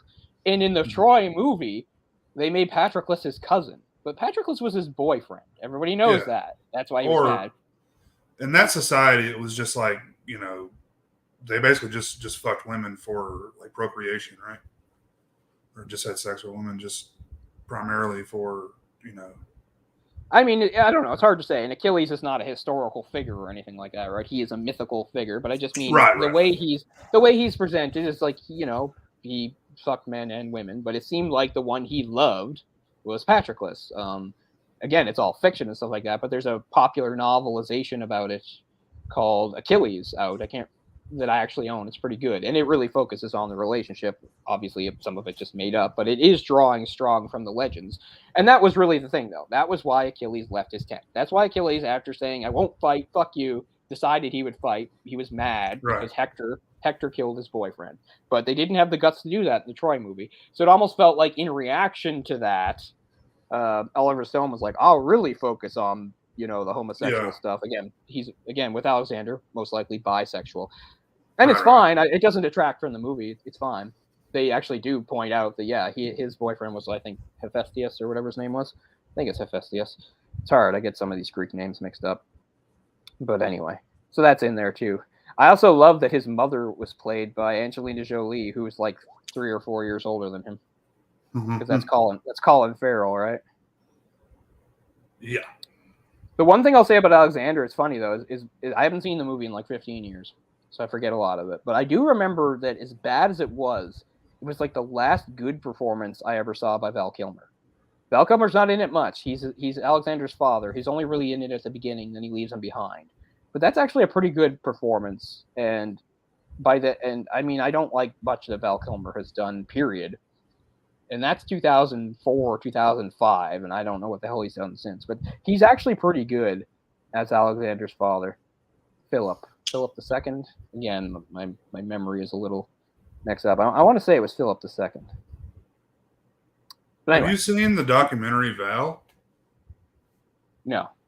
On Val Kilmer, you might like that. It really, he can't talk now. He can't talk anymore. So that's awful. And that's really sad. Top Gun movie, they like dub his voice they had some computer program that I guess took stuff from his previous work. And he's in the new Top Gun too. Yeah, just briefly. And not really, spoiler alert, he dies in the movie just of, disease or whatever. But he gives Maverick a speech at one point, and it's all done by computers. I know a lot of people seem to really like the Top Gun movie. I never liked the original, so I don't know if I would like this. It's exactly what you think it is. I mean, it's better than you would expect a movie that's been that long since the original. I mean, for like the last few years, Tom Cruise's ideas, and I don't care because actors can have different goals and different things they want to do. And it seems like Tom Cruise's thing in the last bunch of years is like, I'm going to give the people what they want. Like, it's not about, challenging myself as an actor or great performances or diving into a role. I'm going to go out there and deliver big, entertaining movies that my fans like. So, fine. I'm not going to criticize him for that. And he's had a long career, so it's not like he's never given, serious acting and serious roles a shot. He has, with varying degrees of success. So, fair enough. But, I mean, so he doesn't really make movies I care about anymore. But, I mean... Goose's son is played by the kid that was in Whiplash. So is that Miles Teller? I believe so. Yeah, that sounds right. I pulled up the name. So it's not terrible. I mean, but it's a lot of airplane stuff. If you like that, I did as a kid, but that's one of the things I sort of grew out of. As a kid, I was really into airplanes. I used to take books in the library out of them all the time and stuff. But I finally watched it. It's still on here, for God's sakes. It's been on for months now. It's like one of the top grossing movies of all time now, and post-COVID. Yeah. That's kind of a feat these days. Yeah, it was at the theater. The theater I went to today. It was the big one. It has tons of 16 screens or something like that. So it was there too. But not interested. I guess I don't know. I don't know if I'll ever see it, to tell you the truth, because Top Gun I saw many years ago when I was a kid, and then ever since then it frequently comes on TV, and I watch bits and pieces of it. But I don't know if I'll ever sit down and watch Top Gun start to finish. I just don't think I will. So it's hard to imagine I would do for a new Top Gun, but I don't know. I just like really. Quentin Tarantino's analysis of it being like the gayest movie ever made. I mean, it has a lot of homoeroticism in it for sure. Yeah. The volleyball scene has got to be one of the great scenes for that. Which they recreate in the new one. How could they not? They know how much people love it. That makes sense. Yeah, fuck yeah. They're all, yeah, he's juiced up. Look at him. Look at the body on him. Fair enough. It's such a dude movie, right? But Yeah. I'm not against those movies. I just they're not the type of movies I go see in the theater, I guess, right? They're not priorities for me. Yeah. I mean, I only saw it because I've got that, I've got the unlimited. So, I mean, I watched a dude movie kind of recently. I mean, it's funny because it's not like it was supposed to be a dude movie, but once Michael Bay was in charge, that's what it was. I watched the first Transformers movies again, the 2007. I like the first. I still really like it. I like the first one. The third one's not bad either. The problem is the second one is so terrible that it made everybody just decide that all those movies are shit going after that. But it's not true. The third one is a really big rebound of much better than the second one. The second one is just awful. But I mean, the first one, yeah, it's pretty dude bro. Have you seen them all? I haven't seen The Last Night. That's the one I was curious about. I think I may have seen.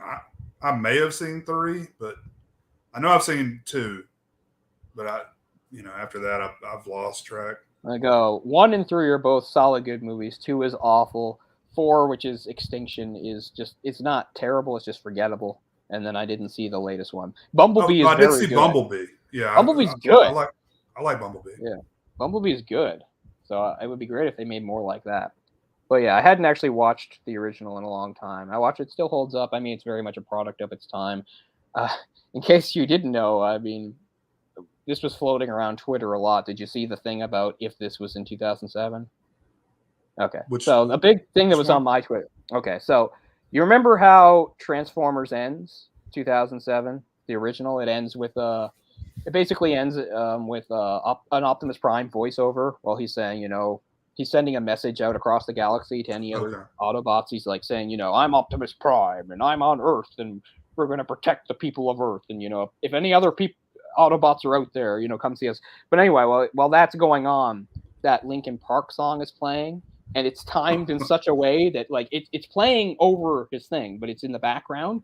But then he's just he says his line, and just before it comes on, it goes, "What I've done," and it comes up Michael Bay. So a big meme a little while ago was somebody took Avengers Infinity War and if Avengers Infinity War came out in 2007, so then it does the thing where it shows Thanos now after he's done the snap and he's down and he's he's on his quiet little retirement planet and he looks off and then it does the same thing where it's the music builds up and then it goes, "What I've done." It's and it actually lines up pretty well.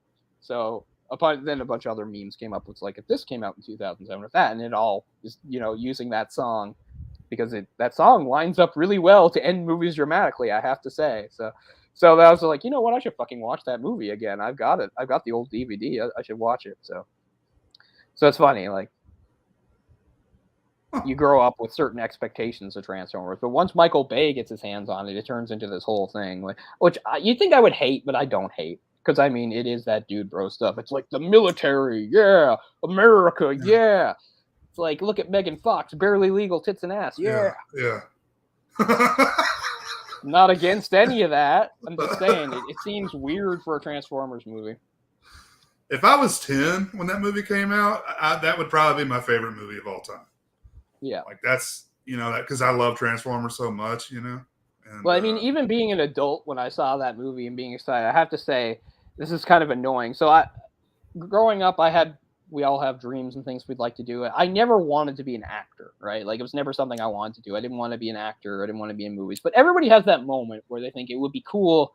You see a movie, you'd be like, that role, it was funny is like there were 2 roles in my life that I wanted to play, and neither were based on anything that had actually happened, but something that could happen, because they weren't. It's not like I saw a movie and was like, oh, I wish I could have played that role. This is before these roles existed, and ever since I was a kid, there were 2 roles. One was, if it's Witwicky, whatever, the kid that is friends with the Transformers, and the second one was Indiana Jones's son, and fucking Shia LaBeouf got both of them. I mean, I don't hate Shia LaBeouf or anything. It just seems very unfair that he got both. Because if I could have waved a wand and been like in a movie, those were the roles I wanted to play. I wanted to be the kid that discovers and is friends with Bumblebee and Transformers, and to be Indiana Jones' son. And he gets to do both.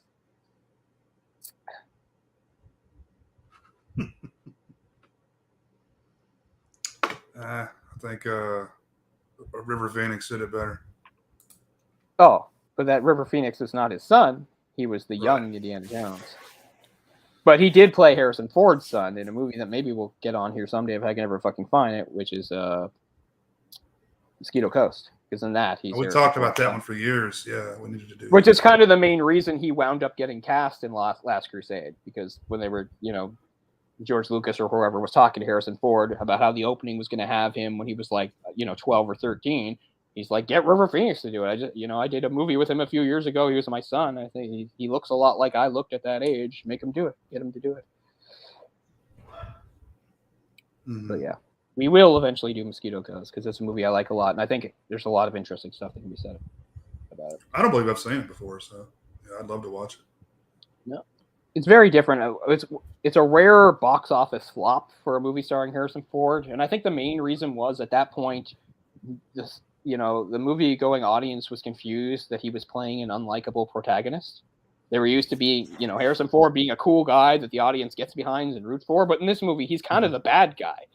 He has good intentions, but the whole point is like he goes overboard and kind of loses it and really fucks things up for his family and everybody around him because he's this arrogant jerk that thinks he knows better than everybody else, right? That's the point of the movie, and I think that probably confused audiences in like 1986 or 87 or whatever it was. I just don't think they were really ready for that.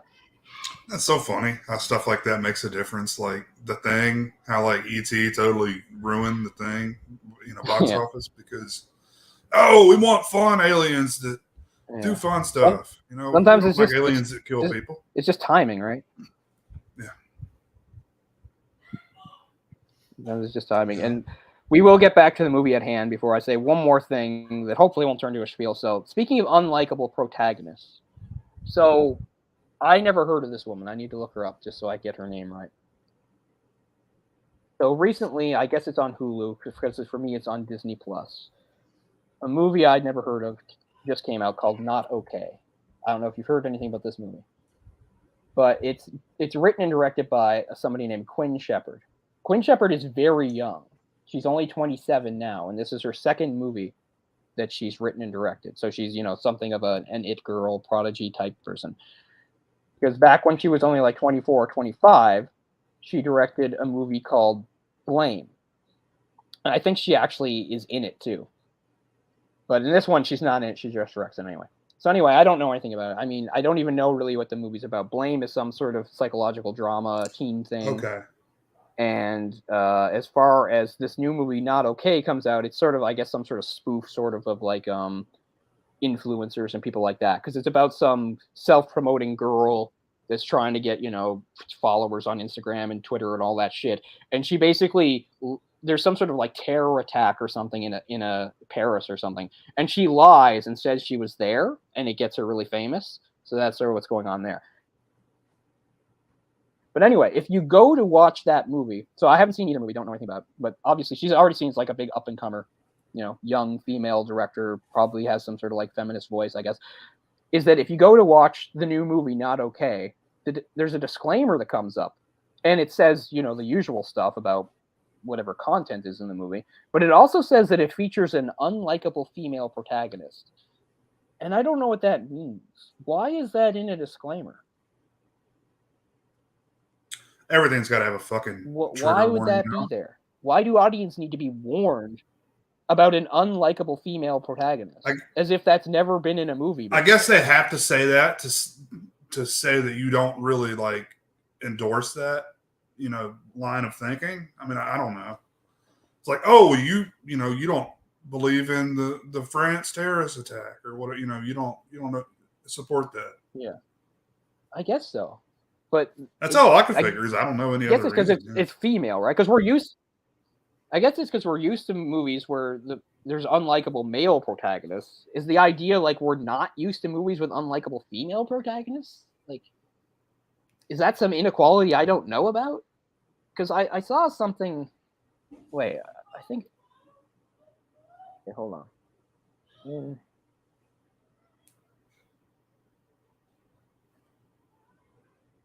Talking about disclaimers, there's one, the first episode of Stranger Things season 4, there's a big disclaimer that this was apparently like filmed before the big school shooting in Texas. I guess I need to specify the one that was really close to Mexico.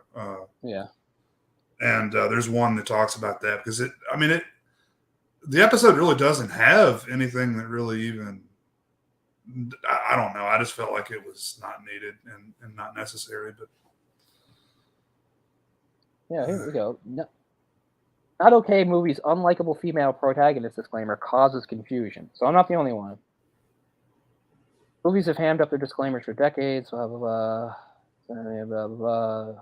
As you press play on Not Okay, you'll see a following disclaimer. Content warning. This film contains flashing lights, themes of trauma, and an unlikable female protagonist. Viewer discretion advised.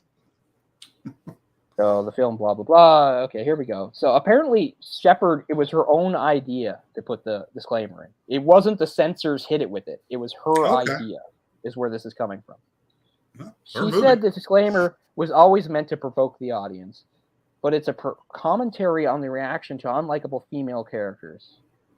It was interesting to me the large chunk of the audience seems genuinely upset by the fact that the film was about Danny, main character, and so I wanted to kind of poke fun at it a little. I wanted to see if I could trick people into thinking it was going to be safe and funny watch, and then keep dialing down on what, at its core, this character is doing. That said, it was also born out of test screenings, Shepard explained, with some responses questioning why anybody would make a movie with an unlikable woman. But I mean, that just seems dumb. Why would you listen to dumb people? Why would you make a movie with an unlikable woman? I don't know, because that's the story. That's stupid. I feel like everything she just said there is bullshit. She came up with that after the fact, and I don't know, man. It seems pointless. Yeah, some reviewer. Yeah. I don't think they're offended, but yeah, somebody wrote, "Why is Hulu warning me about an unlikable female protagonist? Do unlikable male protagonists need content warnings?" Which I think is a fair point. I need warnings about everything.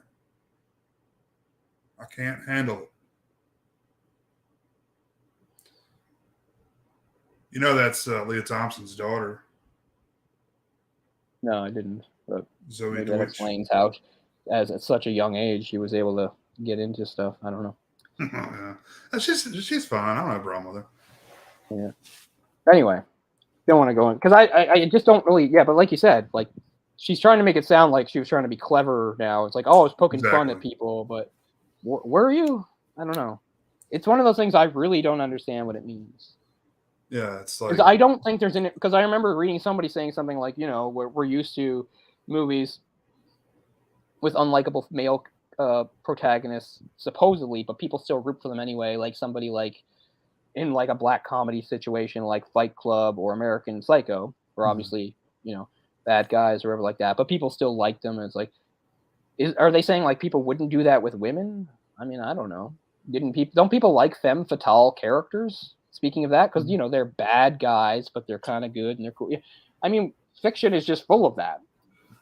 Anti-heroes, right? Or people. So I don't know why we suddenly need a disclaimer about an unlikable female protagonist. She said something like it was her fault. Like people were saying, why would you even make a movie about that? Like, why would you listen to somebody that talks that way? Like, they don't know anything about movies then. What do they think movies are supposed to be? Just everybody being nice and having a happy time and never doing anything wrong? I mean, you need conflict for stories. And sometimes that means your main character isn't a good guy. Maybe they're a bad guy. I don't know. I just remember reading about that about a month ago, and I still can't really get my head around it. I still don't really know what that I don't want to say girl, sorry, that young woman meant by it or is trying to say, or if it has something to do with like a double standard of sexism. Like I'm not sure. Like I don't understand, but it's still up there. So it has not made me want to watch the movie. I don't care, but I did check out the disclaimers on there for me too. Watch out for those unlikable female character protagonists. They might, I don't know, offend you in some way. I don't know. I agree. I don't know, man. We're living in an odd time.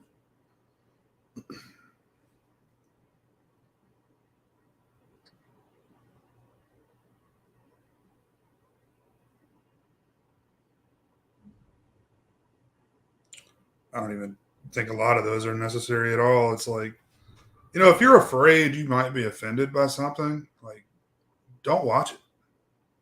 I mean, I guess that's why disclaimers exist. I mean, fair enough. If you put on something and the disclaimer comes up and you go, oh, okay, and turn it off. I mean, I guess it did its job, or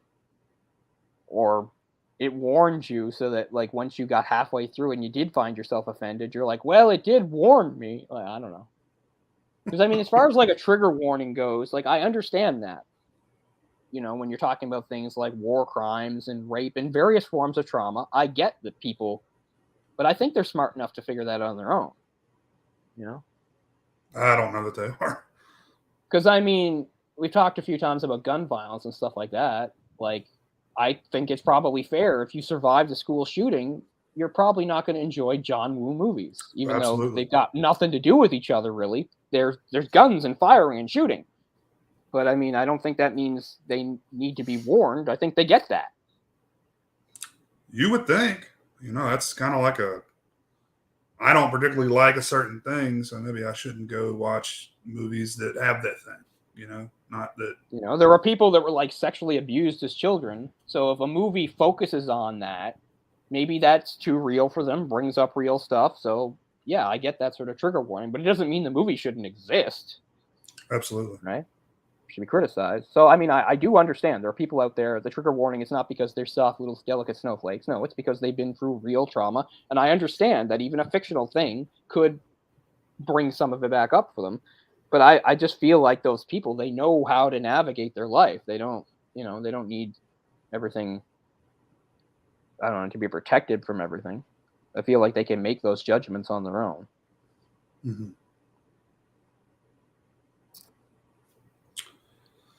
Yeah. Oh, well, yeah, I was going to say, like, I think that's a big problem with test screenings is, I mean, it doesn't work if you're screening it for stupid people, I know. And it seems like every time we're reading about or talking about a movie where like something about the test screening changed something or was significant, it's always like that thing. It's like when we did Black Cauldron. It's like the test screening, the little children were afraid. Yeah. Okay. I mean, in that case, I get it because it was a Disney animated movie and that was sort of their demographic, but still, I don't know. I can think of lots of movies that scared me as a kid, but that was that. The movie scared me as a kid. Okay. Sure. I didn't grow up with some grudge against it or the filmmakers. That's what happens when you're a kid. Sometimes stuff scares you, including stuff that's not meant to be scared. I found out as I got older that I was hardly alone by being somebody that was afraid of like E.T. I wasn't afraid of E.T. most of the time, but when he was like supposedly dead, that really disturbed and upset me. And it turned out that worked out for a lot of kids. But if people still warmly remember E.T., I mean, people that like were afraid of things when they were kids, that's all fine. That's all. But then grow up to be adults and are like, fuck that movie. I'm just like, get a life, man. Like, you were scared of it as a kid. It's nothing personal. They weren't setting out to scar you. Yeah, I was scared by E.T. also. Things. Yeah. I mean, some of my favorite stuff scared me. Like, the one I always come back to is like, it's funny, and I didn't find this out until the internet age. I remember reading it on like IMDb forums. Was like one of my favorite movies ever is Return to Oz, and a lot of people would talk about like how as kids they were afraid of it, and I'm thinking, yeah, me too. But I loved it. I was afraid of the movie, but I loved it. But a lot of these people were like, no, like that was bad. Like fuck this movie. It's basically like a horror movie for children. I'm like, that sounds pretty awesome to me, but okay. Yeah. Yeah, what is it? That one? Is it The Watcher in the Woods? Is that the other big Disney movie that scared people? Yeah. Is that right? And that's not on Disney Plus, by the way, even though every time I fill out a survey, even if it's not a question, I put it in there. I tell them to put that and Song of the South on. Because we're not going to get into that. Happen.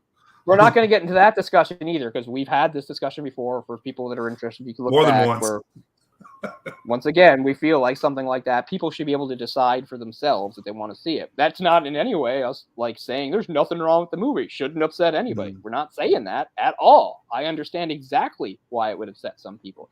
But I'm just saying people should be able to make a choice to see it if they want to. Anyway. But I mean, how often do you hear like these big budget, like I know DC movies has been a big one that they totally like change for test screenings. You know, like we had test screenings and they didn't like it, so we reshot. 45 minutes of. Well, we DC, spent another 500 million. They've been a mess for like over a decade, and it's only getting worse, right? They canceled that Batgirl movie for I have no idea why, but it's just gone. They're like, nope, no Batgirl movie. And now, of course, they're having all this trouble marketing the Flash movie because Ezra Miller is the insane. Flash is out there raping people, so. Yeah. But once again, I still think the movie should come out. Sure. I don't even care about the Flash, but do you shelve the movie because this happened after the fact? I mean, I don't know. As we said many times when we talked about, stuff like Polanski or whatever like that, like movies are collaborative efforts. And it seems like to me that if you're going to you're just going to slam the door on the Flash movie, which hundreds of people worked on because the guy who's the star, this controversial figure who's done bad things, which I am in no way defending or denying. I know he has, and I'm not saying, oh, it's okay, or what's the big deal. I'm just saying he's not the only thing in the Flash movie. Lots of people worked on it, so it seems silly to me to be like, oh, we can't release it now. I think you can. I think you kind of have to. I don't even know what the reasoning for the Batgirl movie was. There wasn't even any controversy. We're just like, yeah, you know what? No. Bye-bye, $90 million movie or whatever it was. I cared so little about that, I didn't even really pay attention to what the problem was. Yeah. I mean, I love Batgirl, the character, but I knew it wouldn't be a good movie. So it's not like I feel like we missed out on something great, but... Can we not just do a deep fake? Like, just do a deep fake on top of his face, and it won't be him anymore. Yeah. I've heard him talk about Elliot Page playing that role. The Flash role? Yeah. Recasting Ezra Miller with Elliot Page. Interesting choice. That would be really interesting. I'd be fine with it. I mean, in a way, it seems like it would be a really good step. I know it would piss a lot of people off, but I mean, whatever. Oh, yeah. I'd love it. But it's always been hard because, I mean, the Flash as a character has just always been a gimmicky character that I don't care too much about. Like, he's okay. Yeah. I was never a huge fan of the Flash. I mean, the only DC characters I really am passionate about are the Batman and Batman-related characters. Like, even Superman, I'm not particularly attached to. I'm glad that Superman's out there and he exists and stuff, but I don't know. Anyway. Yeah, I would say the animated series is probably like one of the best things one of the best things that came out when we were kids. Like, Yeah, and speaking of cancellations, like they're making a new one, and they had like involvement from a lot of those same people. Like what's his name? Tim. You know who I mean? Tim Allen. I can't think of his name. Why can't I think of his name? But the Batman guy. Oh, yeah. Tim. Yeah, but anyway, him and other people like HBO was going to make that show, and now they've like rejected it. Apparently, the show is still going to come out somewhere, but it was supposed to originally be on HBO, and at some point, HBO like changed their mind and dropped it or something. But it's still coming out somewhere, just not on HBO. It was originally an HBO product, and at some point, HBO was like, "Nah, never mind," which seems kind of odd. I heard something. No, not Burton. I can't believe I can't think of his name. You know, it's so funny. Like, you know, Martha Stewart got arrested for whatever insider trading. Yeah. But you know, they didn't cancel her shit. You know, like Kmart or whoever still carried her products. You know, like, Yeah. but you know, someone. I mean, I get it. You know, it's a much bigger deal to sexually assault someone or whatever. But Yes, there are I don't know. degrees of these things, I guess. It's I don't know. It's just it's an odd concept. It's just scrap an entire idea because someone did something bad. You know.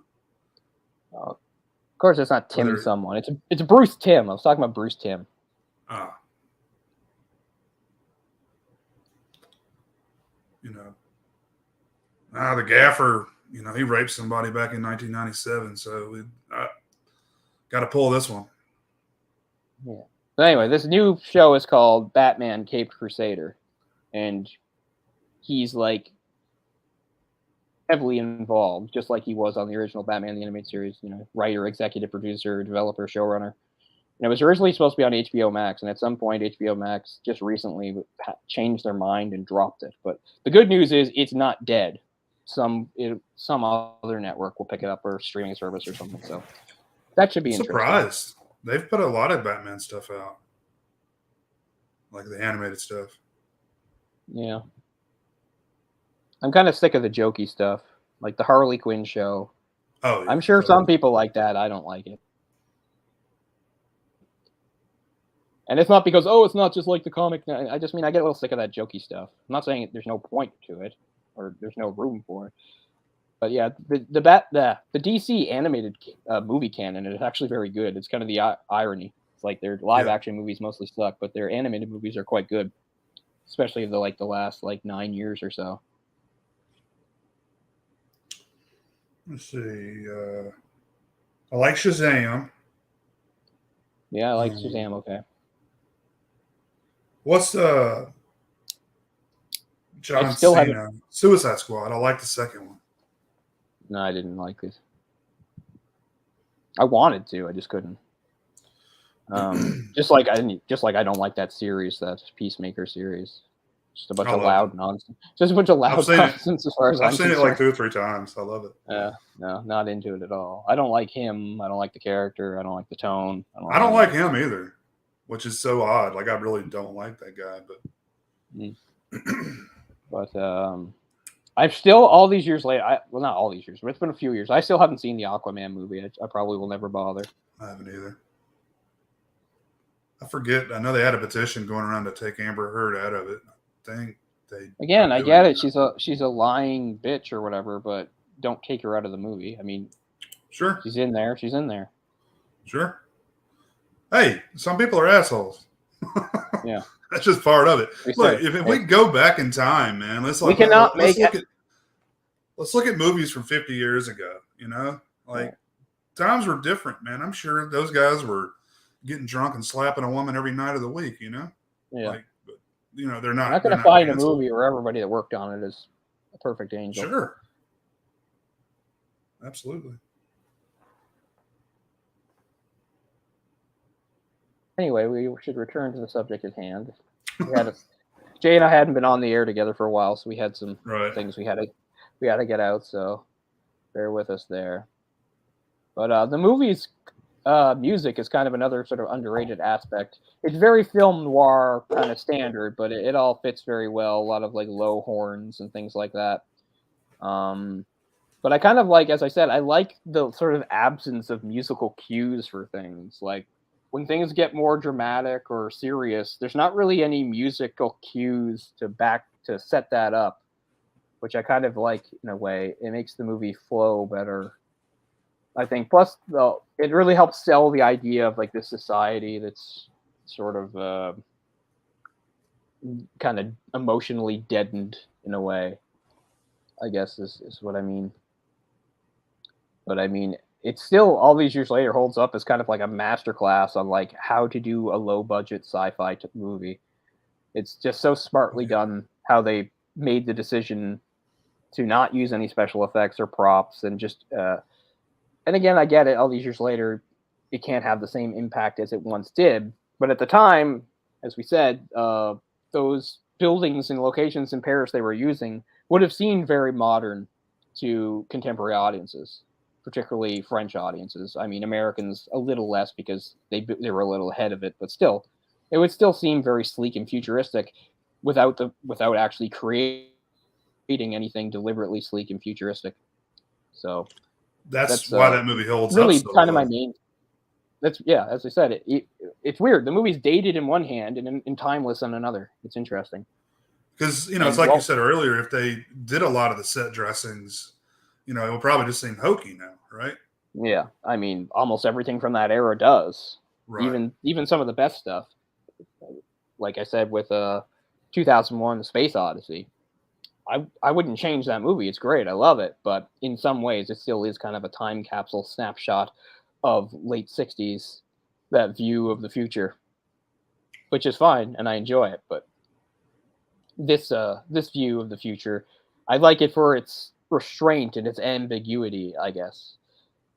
And while so many of the themes and ideas in this movie were recycled and used again and again in movies since, it's still very powerfully done in how it's used. And I've gone back and forth of whether or not like the anticlimax is really something I should criticize it for or I should praise it for, because it almost feels like it's on purpose. Like, again, he sort of brings down he kills the scientist von Braun kind of just abruptly, and then he defeats the computer kind of easily.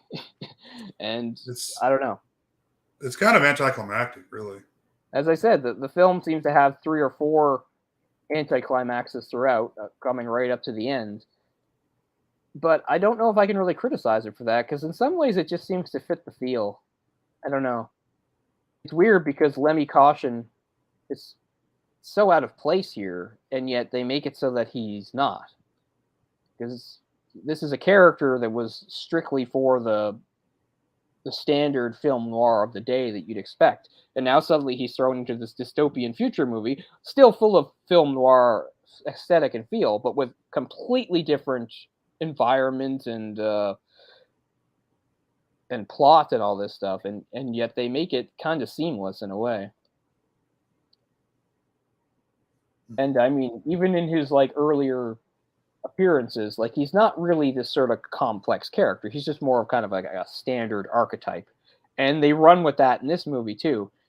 And it works pretty well because it's almost sort of like the old world meeting the new. And the whole point is even though the movie has still a very noir feel, he's still supposed to stand out in the environment as kind of a throwback, right? It's this technocratic society all based in science and technology. And he's like an old fashioned guy with his craggy face and his trench coat. And he sort of clashes with that, which I think is something they thought of deliberately for Deckard in Blade Runner, because the whole point of Blade Runner is this sleek, futuristic society, but Deckard has the trench coat and everything, and he evokes these feelings of the classic noir, detective, and it works really well.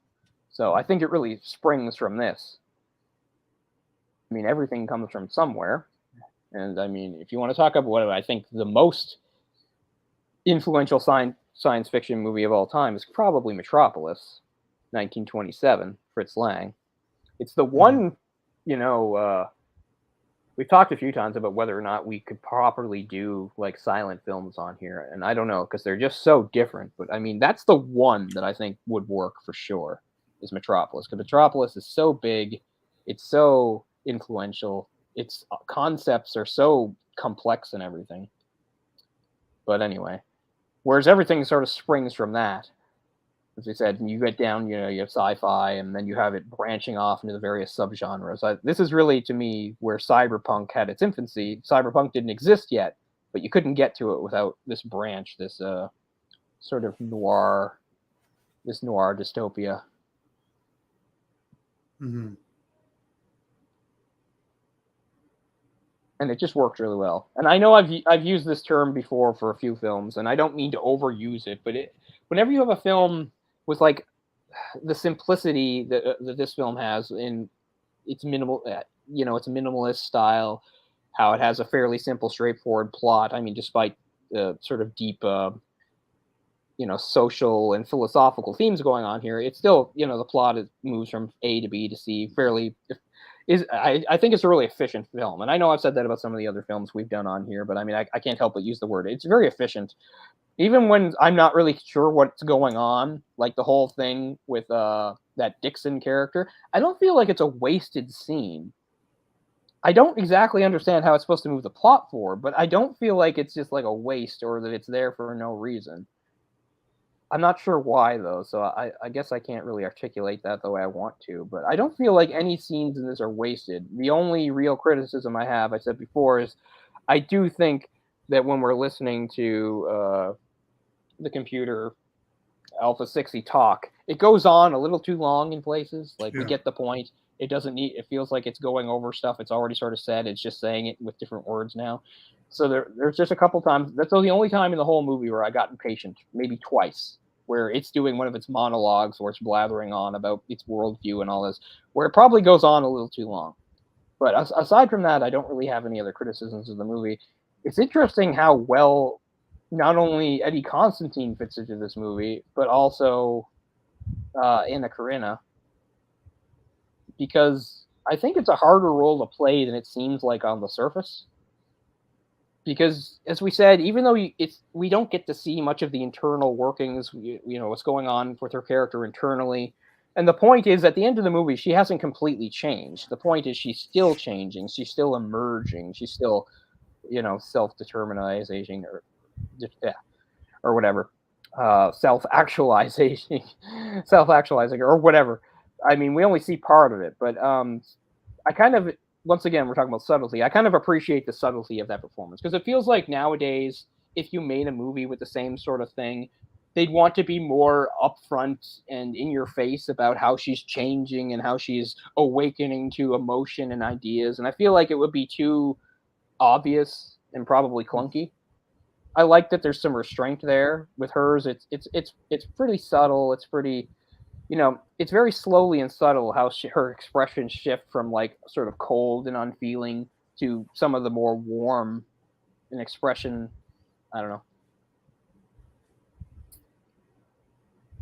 But I do like it. I think there's some restraint there, and I like how it's gradual. Because nowadays, I think we're sort of used to it, and whenever we're talking about a character like evolving or transforming, it's always done in such a way that they're hitting us over the head with it. Yeah. I like that in this, it's more restrained. So that's pretty cool. Looking up Anna Karina here. See what else she's in. I know I've seen her in other stuff. Because, I mean, she continued right up into old age.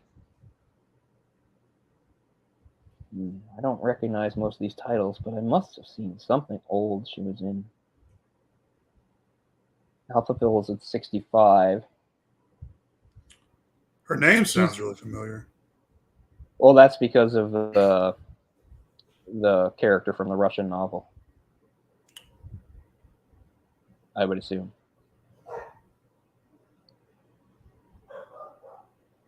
Because Anna Karina is, a character from is a novel by Tolstoy. Mm-hmm. So maybe that's why I think of that. Spelled the last name is spelled slightly different, but it's said the same way. But yeah, so she's named after the character in that movie. I assume I assume that's probably what gave her the inspiration, because I mean, like a lot of actors, that was not her complete birth name. Right. So she changed it. So it seems like she probably was inspired by that to change it when she got her stage name or professional name or whatever you want to call it. I would assume.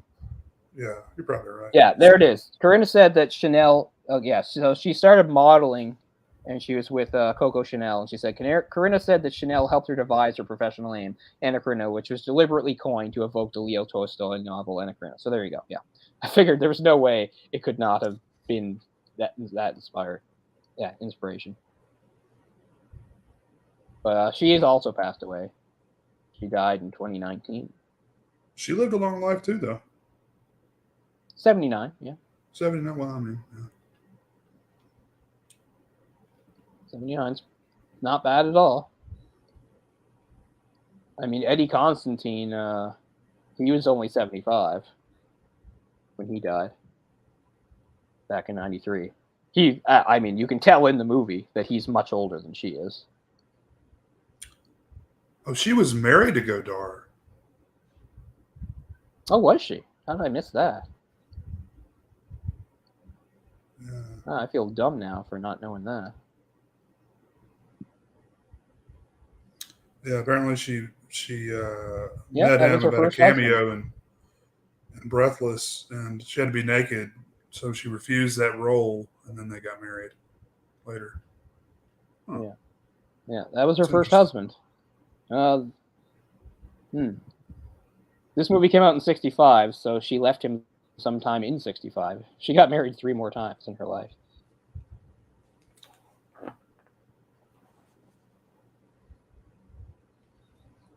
She wasn't happy with the movie.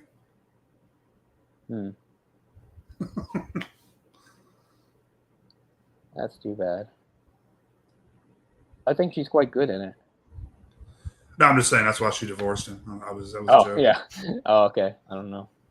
Because speaking of that, shit, I'm trying to remember. Oh, this has nothing to do with any of our episodes, but I remember we did a live commentary for Rumble in the Bronx. And when we did Rumble in the Bronx, there were a few things about City Hunter that I'd forgotten that I wanted to talk about. And probably the main thing I probably should have said about City Hunter way back when we did that is that Jackie did not like City Hunter. He did not like the movie, and that he kind of badmouthed it, which made the director angry. And then the director made that Jet Li movie a couple years later, where he just made this character that was based on Jackie that made him look like an idiot. What's funny is like I remember reading about that and then realizing I actually saw the movie. It just had a different name. I think that it was called High Risk or something. But when I saw it, it was Jet Li's Meltdown. And I'd forgotten about it because I saw it way back in the late '90s when we were talking about, renting those movies and stuff. It was Right. and it's kind of like a Die Hard-esque movie where Jet Li's like, he's like a bodyguard guy. And anyway, he's the bodyguard for this movie star, and the guy's based on Jackie. And the whole thing is to make him look like an idiot. He's like a drunken buffoon and a womanizer, and he doesn't actually do his own stunts and stuff like that.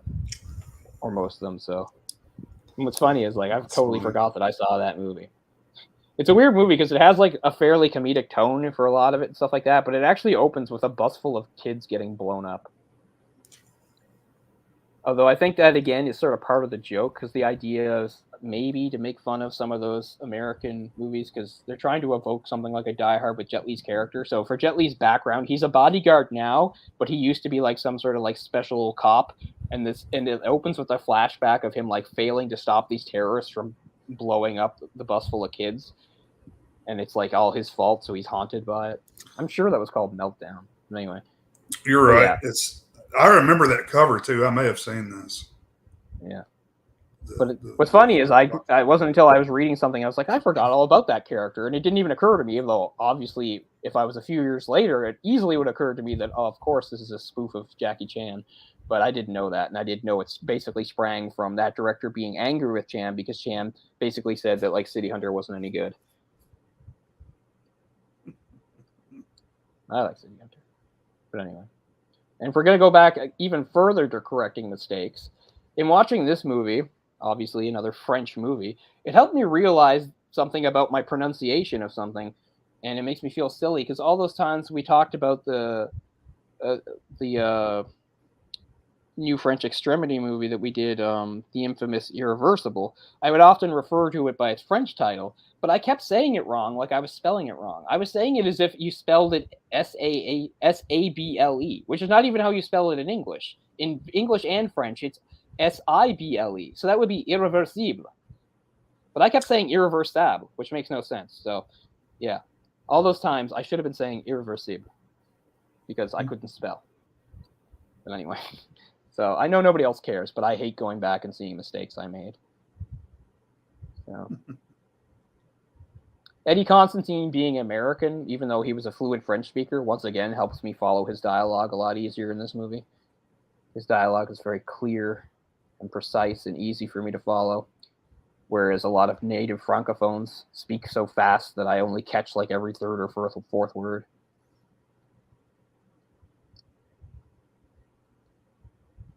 But yeah, we know we've done a lot of French movies on here. But what can we say? They made a lot of great stuff, especially after this period. This is right in the midst of the French New Wave, which helped in turn lead to the Hollywood New Wave, which really completely changed cinema. So, Right. and I want to do more French New Wave movies. As I said, it wasn't intentional that we did another Jean-Luc Godard movie, because I would probably most likely want to do one of those other directors. And even for another director that we've done before, like Truffaut, where we did Day for Night, we didn't do specifically something from the French New Wave period. And one we talked about doing is maybe The 400 Blows, which is a really good movie and certainly one of the most famous sort of like coming of age movies, particularly because way back when it came out, coming of age movies were way more rare. Like we're kind of used to them, and they've been around, and they kind of been a big thing ever since probably at least the 80s, late 70s. But before that, there were not that many coming of age movies. Like it was not really a priority to make movies that really talked about kids or the kids' experience. There were exceptions, but it certainly was not like a genre. You wouldn't be talking about coming of age movies in the 40s, 50s, even 60s, really. And I think that 400 Blows might have started to change that. I mean, being a French New Wave film, it's artsy and weird and not as straightforward as a lot of coming of age movies go, but still at its core, that's what it is. So that's still one we might do sometime in the future, to do another French New Wave one. Also, I know that in talking about those directors, and I was naming them off, the ones we've already done, including Godard and Truffaut, you know, they're the two most famous. So it wouldn't be bad to touch on some of the other ones, just because that's usually what we like to do on this show anyway, which is sometimes focus on the less famous or well-known films or people or whatever. Eric Romer in particular has always interested me. I don't think I've seen any of his movies, but he was a pretty big deal at the time. I'm not familiar He with did that not name, I make believe. he did not make movies nearly as fast as the others. In fact, if you were going to count French New Wave movies, you could only say maybe 3 of his first 3 really count. Then after that, we're on to a different era. But I mean, he did make movies right up into the 2000s. But he did a movie in 1972 called Love in the Afternoon, which is supposed to be pretty good. There's a few others too. But yeah, just again to touch on some of the other guys. So along with Truffaut and Godard, you've got Eric Romer, Jacques Rivette, and Claude Chabrol. Those are the big ones. Then you've got guys that are sort of adjacent, ones that were doing stuff around the same time but aren't necessarily part of the movement. Alain Resnais, Agnès Varda, Jacques Demy, and Chris Marker. Or possibly Marquet, I guess, being French. So I probably read that wrong. A couple of them would be a bit older than them. Some of them would have made movies before that. Agnès Varda, of course, would be significant simply because she's a woman.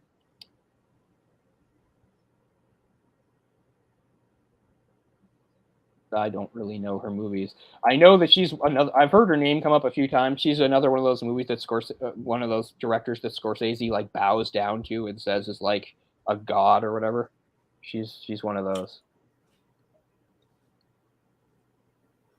I've lost so much respect for Scorsese. I know, I was mouthing off in the last 2 years. Okay, I get it, Scorsese. Marvel movies aren't great art, so I guess we should just, flush them down the toilet.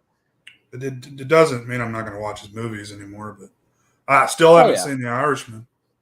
I haven't seen it. I mean, even before any of that, I just don't have much interest in The Irishman because I like a lot of Scorsese films, and I still do. It doesn't, as we said, he said some stuff that pisses me off, and I've lost some respect for him. But I still know he's a very good filmmaker, and I like his movies. But as I said at the time, when the Irishman was coming out, I felt like I already saw it because he's already kind of done the same thing with the. It's just retreading, right? Just retreading for the third time. Goodfellas and Casino. Yeah. Which I guess is probably why I always was really annoyed by his line saying that, like, superhero movies or whatever don't take any risks. I'm like, really? Maybe they're silly and more childish and stuff like that, but at least they're about a whole bunch of different stuff. Some of them are in space and everything. I'm not saying that makes them deep or anything, but your movies are just a bunch of American crime dramas over and over again.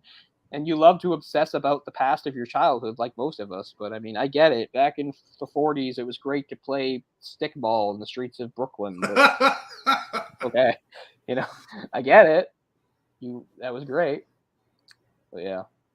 Oh, it's like, I mean, who the fuck are you? Like, I mean, he's wasn't he the one that said if it doesn't go to the theater, it's not a real movie? Something like that. I don't know if he was. I mean, he was one. He was part of that crowd. There were like 3 or 4 of them that basically said that because they were saying something like, remember, I think that movie Roma won something, and they were all mad that Roma won awards because Roma went like straight to Netflix. Okay. That was like around 2017 or something. Yeah. They were like, that shouldn't be eligible. How many screens did the fucking Irishman play on, man? Nobody watched it in the theater. They saw it on fucking Netflix. Yeah, exactly. Pompous asshole. I mean, that's the future, Martin. You're living in the past. You boomer. He's even older than boomers. Yeah, he is. He's old. I'm not making fun of him for that. Age is just what it is. And I mean, I guess it's impressive that he even made a movie that late, because I mean, a lot of people sometimes like to pick on filmmakers for things like that and say, be like, well, what have you done lately? It's like, man, they made movies all their lives. They're allowed to retire if they want to, But sure. But no, you don't need to shake your fist at the next generation. Yeah, he's not too far away from being a boomer. He's 79. He's pretty close to boomer, I guess. Yeah. He's getting called a boomer. I fucking hate that term, but I'm gonna start using it. Yeah, I'll start calling people younger than me boomer. Yeah. I'll just start calling them boomer juniors. You're just like your parents, boomer junior. That's gonna catch on. I know it. I've had people call me boomer before. I'm like, fuck you, man. My parents were boomers. What's funny is, we've talked a few times about the term millennial, and I guess it doesn't really matter. A lot of people my age are fine, even people a year or so older than me are fine identifying as millennials, and I guess it's fine. I've always sort of had my own idea about it and chafed at it a bit. I didn't like being called it. To me, I never thought a millennial could have been born before 85. But some people refer to that couple years before 85 as geriatric millennials, which I really don't like. So now I'm not a millennial. I'm a geriatric millennial. You're old and a millennial. Yeah. Exactly. I get people yelling at me saying that I'm a stupid millennial that doesn't know anything because I'm so young. But now I'm also so old compared to other millennials that I'm old and out of touch. I don't know. But I mean, I still think I'm strong. I'm closer to your generation, which to me is that sort of weird nothing generation Y, which is like late 70s through early 80s, that doesn't have much of an identity, which I always thought was kind of cool. We don't really have, we don't really have the identity. You've got your boomers and your Gen X and your millennials. Now you're Zoomers. We're kind of like an in-between generation. But some people would say that I'm not part of that I'm too young, and that I'd be a millennial. But I'd be an old millennial, a geriatric millennial. Well, that just sounds like shit. Thank you so much. Also known as Generation Y or Gen Y. Yeah. Following Generation X, preceding Generation Z. So where do they have the cutoff year for that? I'm 83. Let's see. Give me the fucking... Okay. Researchers of popular media use the early 1980s as starting birth years and the mid-90s to early 2000s as ending. Anyway. So I probably fall into both. I guess Z. No, Y. Y. Yeah, you're definitely Y. I consider myself Y, and I guess it doesn't matter. But in my own version or my own understanding of millennials, I don't think a millennial could be born before 85. I always thought 85 was sort of the first year for that. The reason why you feel that way is it's not a lot of positive things associated with that term. Yeah, exactly. Right. Like, you're the problem. I know, which I don't think is very fair either. So you have this war between millennials and the boomers. The boomers are like, you don't understand anything. The millennials are like, you screwed up the world for us. Yeah. You killed the environment. Now the Zoomers are coming along. They're like, we don't understand any of this, and we don't have We attention hate both spans. of you. Yeah, we don't have hate all attention three of spans. TikTok is our religion. Yeah. If it's longer than 5 seconds, get the fuck out of here. Pretty much. It's definitely part of it, man. I mean, we Just see it all the time. We weird talked about shit. it as it applies to movies. Mm-hmm. Like, I'm not against modern editing, but in some places it's really gotten out of hand. I will say this though, having again watched the Transformers movie, it reminded me how much I hate Michael Bay's editing. The editing in all Michael Bay's movies are terrible. And I think he's had different editors. So all I can think is it's him bursting into the room and saying, you have to do it like this, because they're all edited the same way.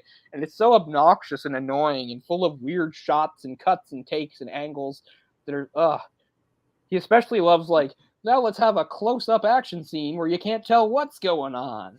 Yeah, I hate that. So even the 2007 original Transformers, which I think is good, still has that terrible editing in it. Maybe not as bad as some of the later ones, but it's there.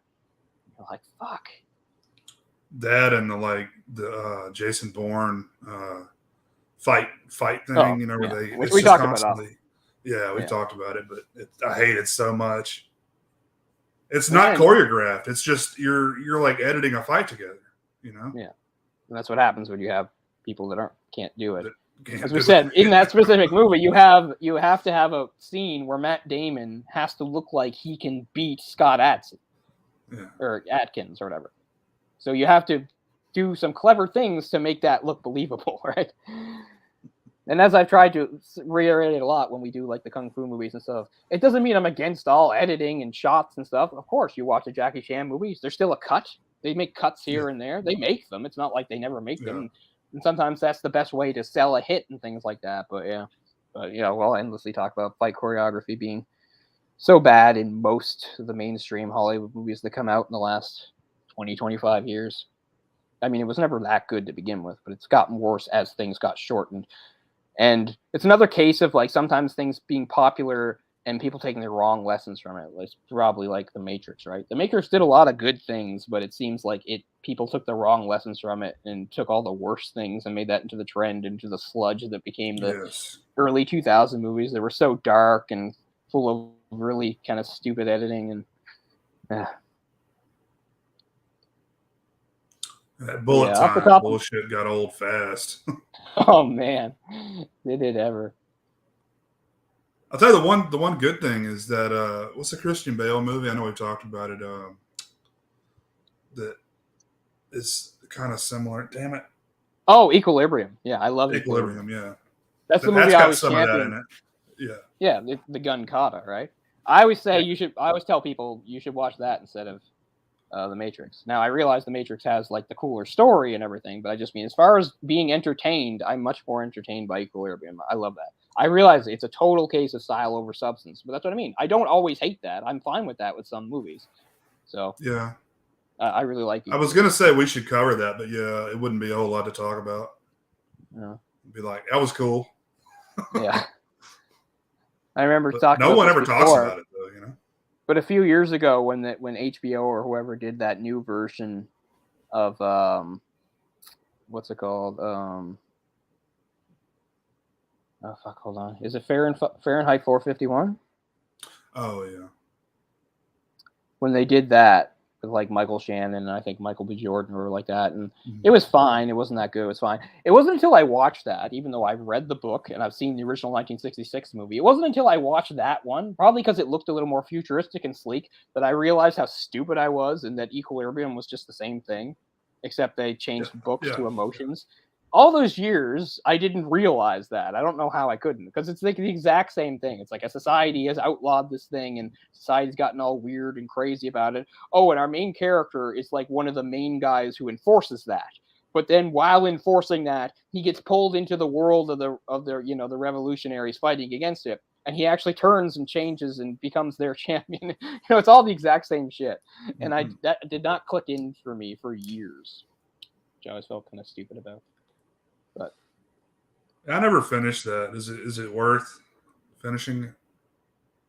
I mean, I know what happens. I've read the book, but I just was kind of underwhelmed the first few episodes. So. The HBO movie? Was it a movie? Yeah, it was just a movie. Was a movie? Okay, well, I never finished the movie then. Yeah, I don't know. It's another one where I couldn't tell you exactly what's wrong with it. It just doesn't work. Yeah. I like Michael Shannon. I like Michael B. Jordan. I like both them. Matter. Yeah. They basically follow the story. It's one where I really can't tell you what's wrong about it. It's kind of how I feel about this won't be a big thing, I promise, a big comic book thing, but that's kind of how I feel about the Sandman show. Like, there's nothing wrong with the Sandman show, but I didn't finish it. I got about 6-7 episodes in, and I have no desire, and there's only 10 episodes, and I'm just like, I don't really need to see the rest. They're following the comic quite closely. I think the casting is mostly pretty good. It adds a lot of cool stuff. There's some good music in there. The visuals are very good, but I'm just kind of bored by it. I don't know why. I don't find it as arresting as the comic. The comic, I was always very engaged and arrested. I want to see what happens next. And you could say, oh, well, with the show, you already know what's going to happen next because you've read the comic. Well, sort of, but also they are making some changes. It's not at all exactly the same. They've moved some things around, stuff like that. But I think I will eventually watch the next few episodes, but I don't know. It's another one. I can't pinpoint what's wrong with it because there's nothing that jumps out at me as wrong, but I just can't really get into it, and I don't know why. I may check it out. I mean, haven't watched it yet. I just haven't been in the mood for comic book stuff lately. Yeah. I mean, as comic book stuff goes, Sandman is very different. It's very unique. There's not really any other comic like it, unless you count stuff that maybe ripped it off years later. So, I mean, it's very different and fresh, which is why I think the Netflix show is a good idea, because I think it will open a lot of people's eyes to that. As I said, I'm very happy for the success of like the Marvel properties, but it's always good to let people know that comics are about all sorts of stuff, not just people with superpowers flying around. Right. I did watch that Samaritan movie, the Sylvester Stallone. The Sylvester Stallone. That's not based on anything, is it? It's just like that's an original property. No idea. I saw a preview for it. I don't know. Is it any good? No. I didn't think so. I think I'm kind of dumb. I think I'm kind of done with Stallone. You know, I watched Rambo: Last Blood, and I was kind of like, okay, I'm done. Is that the last one? The one in Mexico? Or yeah, one with the cartel? Yeah. It's another case of where like I felt like Rambo, you know, the 2008 one, ended so perfectly. Like that should have been the ending. Like the movie The Last Blood's not awful by any stretch. It's okay, but I just feel like it kind of ruins things. I felt like 2008, that was the ending. It was a great ending. After all his time away and his being haunted, he's home. And now it's like, yeah, he's home, but things are still shit. And his like niece or whatever got kidnapped. And oh man, like stop torturing this man and forcing him to kill people. Yeah, he's like speaking Spanish and eating burritos the whole time. Like, come on. Because he made that Escape Plan movie years ago with Arnold, and it was fine. But I know that he came back for Escape Plan 2. Not doing that. I'm not watching Escape Plan 2. No way. I didn't know they made a sequel. I didn't like the first one. Arnold's not in it, but Stallone's back. Yeah. But I'm not doing it. I'm done with Stallone. They're doing another Expendables movie. How about this guy's gonna make movies until he dies? Like he's gonna die on set until it kills him. Yeah, he's gonna have like a fight scene and die in it. I mean, The Expendables is a decent enough series, and the good thing about The Expendables is that you could keep adding new characters to it, really. But you know him; he'll be like, "I'll bring Chuck Norris back again." I don't think Chuck's coming back. He's like 80. I think he's like in mid-80s. He's a good bit older than those guys are, and they're old as fuck. Yeah. I know Jason Statham's going to come back. They should wipe the slate clean and just not bring people back. They should just do Expendables with all brand new people. and give people a chance to show, like, because it's hard for us to find like good action people now. I know they're out there, so maybe that would be a good platform for them. Because the problem now is not like, I'm sure we talked about this before. It's like, it's not like there aren't people that aren't good at stunts or martial arts and things like that. It's just like we were sort of spoiled with that first generation that came up because they were just such huge screen presences, right? It's their personalities and their just the way they felt. And I guess that's why, like, somebody like Scott Adkins, who was a brilliant martial artist, he doesn't really, if he had come out 10 years earlier, that would probably be a household name now. Yeah. A lot of these guys. Michael Jai White should be a household name, for God's sakes, Yeah. And at least he, unlike some of those guys, he does have sort of some flair and personality to him, Because that's part of it, Not only nowadays it seems like nowadays it seems like we're the last almost 10 years we've been in an era where there's one action star, Dwayne Johnson. He is the action star for everything. Every movie, just plug him in. He's the action star. There's no others. Sure, there's others like going straight to streaming or small little things. But as far as the big mainstream movies, they're like, this calls for an action star, Dwayne Johnson, and that's it. I used to like him a lot, like around the Rundown, when that came out, and that's an underrated movie. And a few of those movies around there, and then he's in everything. I mean, more everything. power to him. People like it. Good for them. But, he's like the most popular man in the world. I mean, probably the richest working actor, or makes the most of any working actor. Yeah. I mean, I just rewatched the two Jumanji movies that he's in. I don't know why, but I did. I watched both of them in a couple days, and they're fine, but they're not great. I've seen about half of the first one. I don't care for it. I mean, they're movies I want to like more because I like adventure movies, but they just they can't really do it. But let's see. But that's probably why I gave the stupid Disney Cruise movie or Jungle Cruise movie a chance. Man, do not watch that. Holy shit. I did. I saw about half of that one too. Yeah, they're like, what if we ripped off Pirates of the Caribbean but just stuck it in the jungle? Okay. We've got more rides to name movies after. Yeah. And Dwayne Johnson will just make some of the worst jokes he's ever made. Man, his jokes in that movie are lame. Yeah, I'm sure he dried his tears with $1,000 bills. Oh yeah. I wonder how I'm gonna check. I want to see how many movies he has in production. I mean, I like Emily Blunt a lot too, and and besides, it also really rips off The Mummy from 1999. Her character is like the exact same character as what's her name? Rachel she's Weisz. She's like a shy librarian who's really good at research and everything, but since she's living in the early 20th century as a woman, she gets no respect. And she's got like a wild, cool, goofy brother for comic relief. It's the same goddamn thing.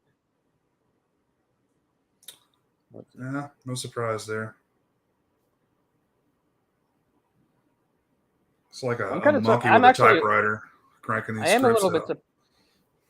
I'm surprised there hasn't been a third one of those, actually.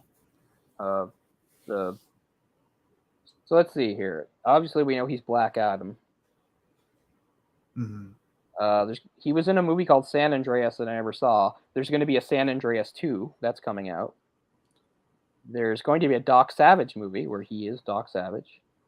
Something called Red 1, which I don't know what that is.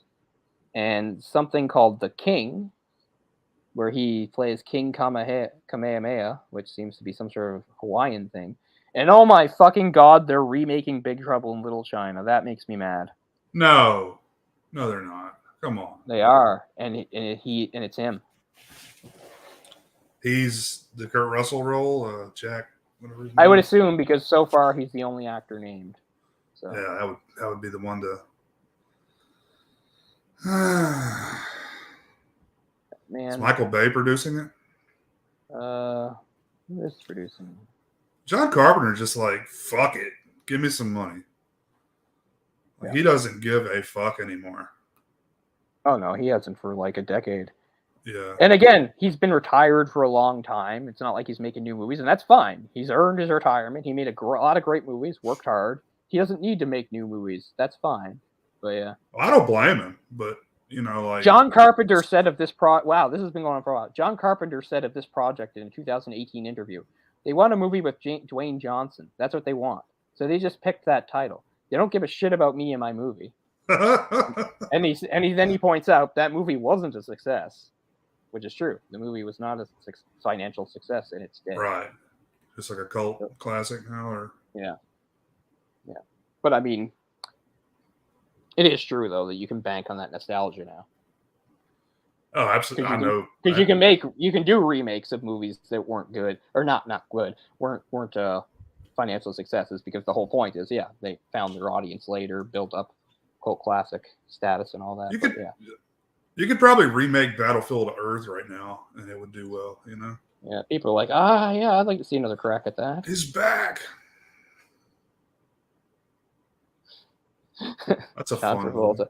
Before you could even spell your name. That's another one of the great line deliveries of all time. Right up there with. There's a bunch in there too. Forrest Whitaker's in there. Yeah. Anyway, I'm running out of energy, so we'll finish up. But yeah, as we said, Jay and I had to talk about some other stuff because it's been a while since we were able to get on air, so we had some extra stuff. But I do think, we tried to give the movie the attention it deserves because we both really like the movie. It's a really good movie, and it's another one of those movies. I get it. A movie is a movie, and you watch it whenever you watch it. And I'm not trying to hit people over the head with things like history and historical context, but I do think it's important to take that into account, because if you trace back the evolution of sci-fi movies and things like that, it's just so influential, and it did so many things well and right, and it did them on a small budget, doing sort of guerrilla style avant-garde filmmaking that was part of the French New Wave, and it works so well. It's really almost shocking how efficient and well done the movie is all these years later. And I don't like, and when we talk about movies holding up and movies not holding up, I try not to pick on some too much for just being products of their time, because that's what they were. But I do like to praise the ones that somehow rise above that. And I think this movie does that really well. It does this weird thing where it is a product of its time, absolutely, but in a way feels kind of timeless and feels even relevant today, even if its themes are not that unique. And as you said, it borrows a lot from something like 1984. There's still a lot of stuff in there that I think is pretty relevant to today's society, and it feels like in some ways we're racing towards it. I don't mean entirely. I'm not saying someday a computer will rule us all. Then again, that doesn't sound that crazy, really, given the state of computers and how computers run everything in our world. And as we said, a much different movie, but if you look at like the Terminator franchise, it's kind of an extreme example of Skynet becoming aware and annihilating us all. But we talk about AI all the time, so this movie's very ahead of its time as far as talking about AI.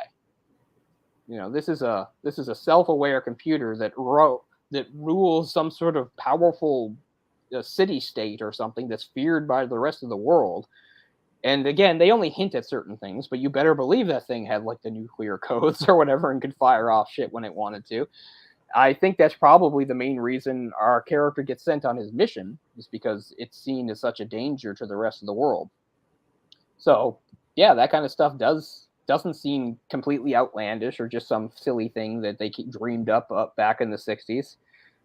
Hell, there's a little war games in there too. I mean, there's all sorts. It touches all sorts of things, which is pretty cool. But yeah, even by 65, some of those ideas were not particularly new or fresh, but I just like the package they're wrapped up in. It's just a really satisfying movie. It's not a long movie, just about an hour and a half, about an hour and 40 minutes or something like that. But I really love the look. I really love the decision. Maybe it was by necessity, because again, these were movies that were shot on a quick schedule and on a smaller budget. But I really think that's one of the things that makes the movie so memorable and stand out. Yeah. Is the whole decision to shoot on location and not make up a bunch of props or have effects, but just, do their best to take a little tiny microcosm of Paris and make it seem like you're in a futuristic city that's robot, and it's believable. It's good. It has some outlandish things in it that are kind of funny, but I don't mind them. As I said, like the the weird execution. I mean, it's absurd, but I think that's kind of the point. Right. Dixon's death is really weird, but I don't mind it.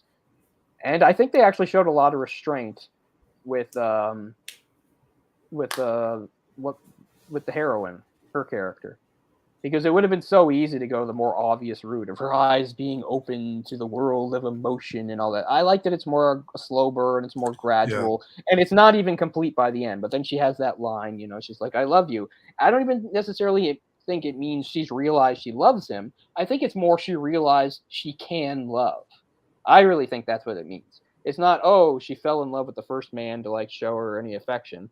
I think it's more of a realization that I kind of understand love. I am capable of love. It's like humans in that city have had their humanity stripped away, and the idea is she's regaining some of that. So that's a pretty cool ending. So despite the movie having such a bleak tone and everything, it does have, as I said, a sense of sort of romantic optimism to the point of anticlimax where our hero kind of triumphs kind of easily and gets away with the girl, but I don't mind that because don't worry, the 70s would bring in a whole decade of sci-fi movies ending on total downer notes. So, every single movie in the 70s before like Star Wars was always like, some sort of really depressing ending. Really super bleak. It's like, well, it looks like mankind is screwed, or they always have stuff like that. I wish I could play the clip, but I can never find it because it encapsulates that perfectly. It's like they have a clip of that on Family Guy. It's like, we now return to the end of a really depressing 70s sci-fi movie, and it's just done so well. Yeah, there's a lot of them.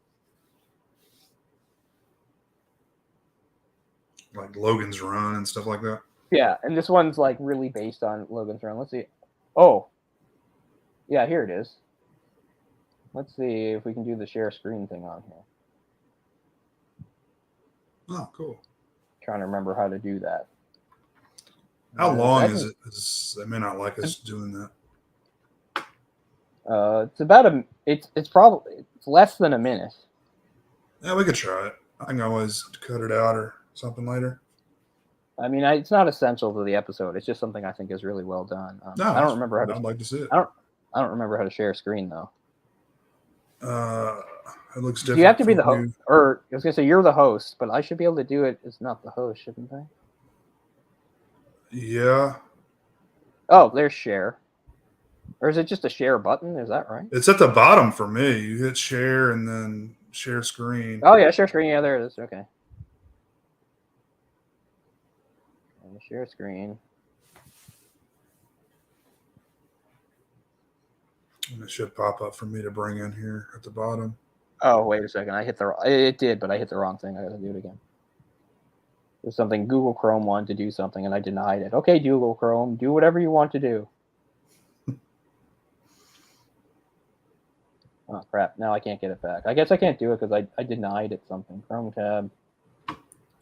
Ah, damn. No, it said that the Google Chrome wanted to record something, and I said no. So then I closed it. When I open it again, now I can't get the option. It doesn't. If you want to post the link in the private chat, I can do it. Yeah, okay. Since we have to now because I've made a big deal out of it. The suspense. I mean, it's mostly Logan's Run, but it's other stuff too. And like even the music and everything just feels so perfect. So let's see here. People who've already seen it are like, we don't care. All right, here we go.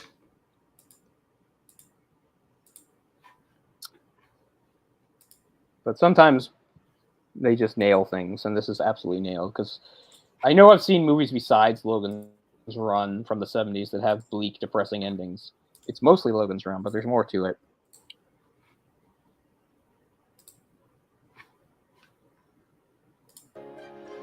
We now return to the end of a depressing 1970s sci-fi movie starring a guy in a turtleneck. We've gone far enough. I think we're safe from the corporation here. Adzin, look!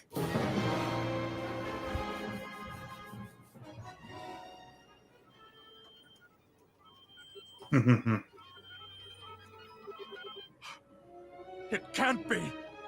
No! We'll never defeat the corporation! They've won! There is one way, Adzin. You can shoot yourself. If it's the only way, I must.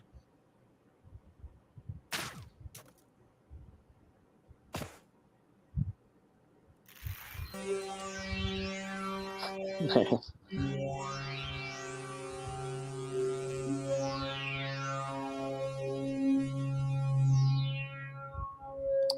Nice. Is that it? That's it. Yeah, you can cut it. But it's one of those cases That guy. where it just your memory isn't completely there, but it fills in the blanks, and you're like, "That's perfect. That's exactly what it was like." And I just remember that too, like being a kid and having like some '70s sci-fi movie on a Saturday afternoon, and I watching it mostly because it is depressing, because I was that kind of Yeah. kid. Yeah. I was like, let's see how bleak this gets. But anyway, this is a few years before that, so it has a happy ending, which I don't mind at all, even if it's a bit rushed. That's okay. So that's Alphaville, 1965. Jean-Luc Godard, one of the principal architects of the French New Wave. And down the road, we'll probably do another French New Wave movie or two, because there's a lot of good ones and a lot of influential ones. And we'll finally do one that's not Godard, because we've done two. We did this in Breathless. We'll do something else. But as far as the immediate future goes, I don't know, something else. But we've had a bit of rough run in August, so hopefully we can get some more consistency going in the next little while, because I know we haven't gotten much done. But we're not lacking for ideas and movies that we want to cover, so we'll work that out. So anyway, thanks a lot for joining us for our comeback. Feels nice to be back on a Tuesday anyway. Back on a Tuesday. So that'll do it, and keep your eyes open. We'll probably do some live commentaries here and there on various channels too, because we like to do that. So thanks a lot, guys. All right. See you next time. Thanks for watching. Bye-bye.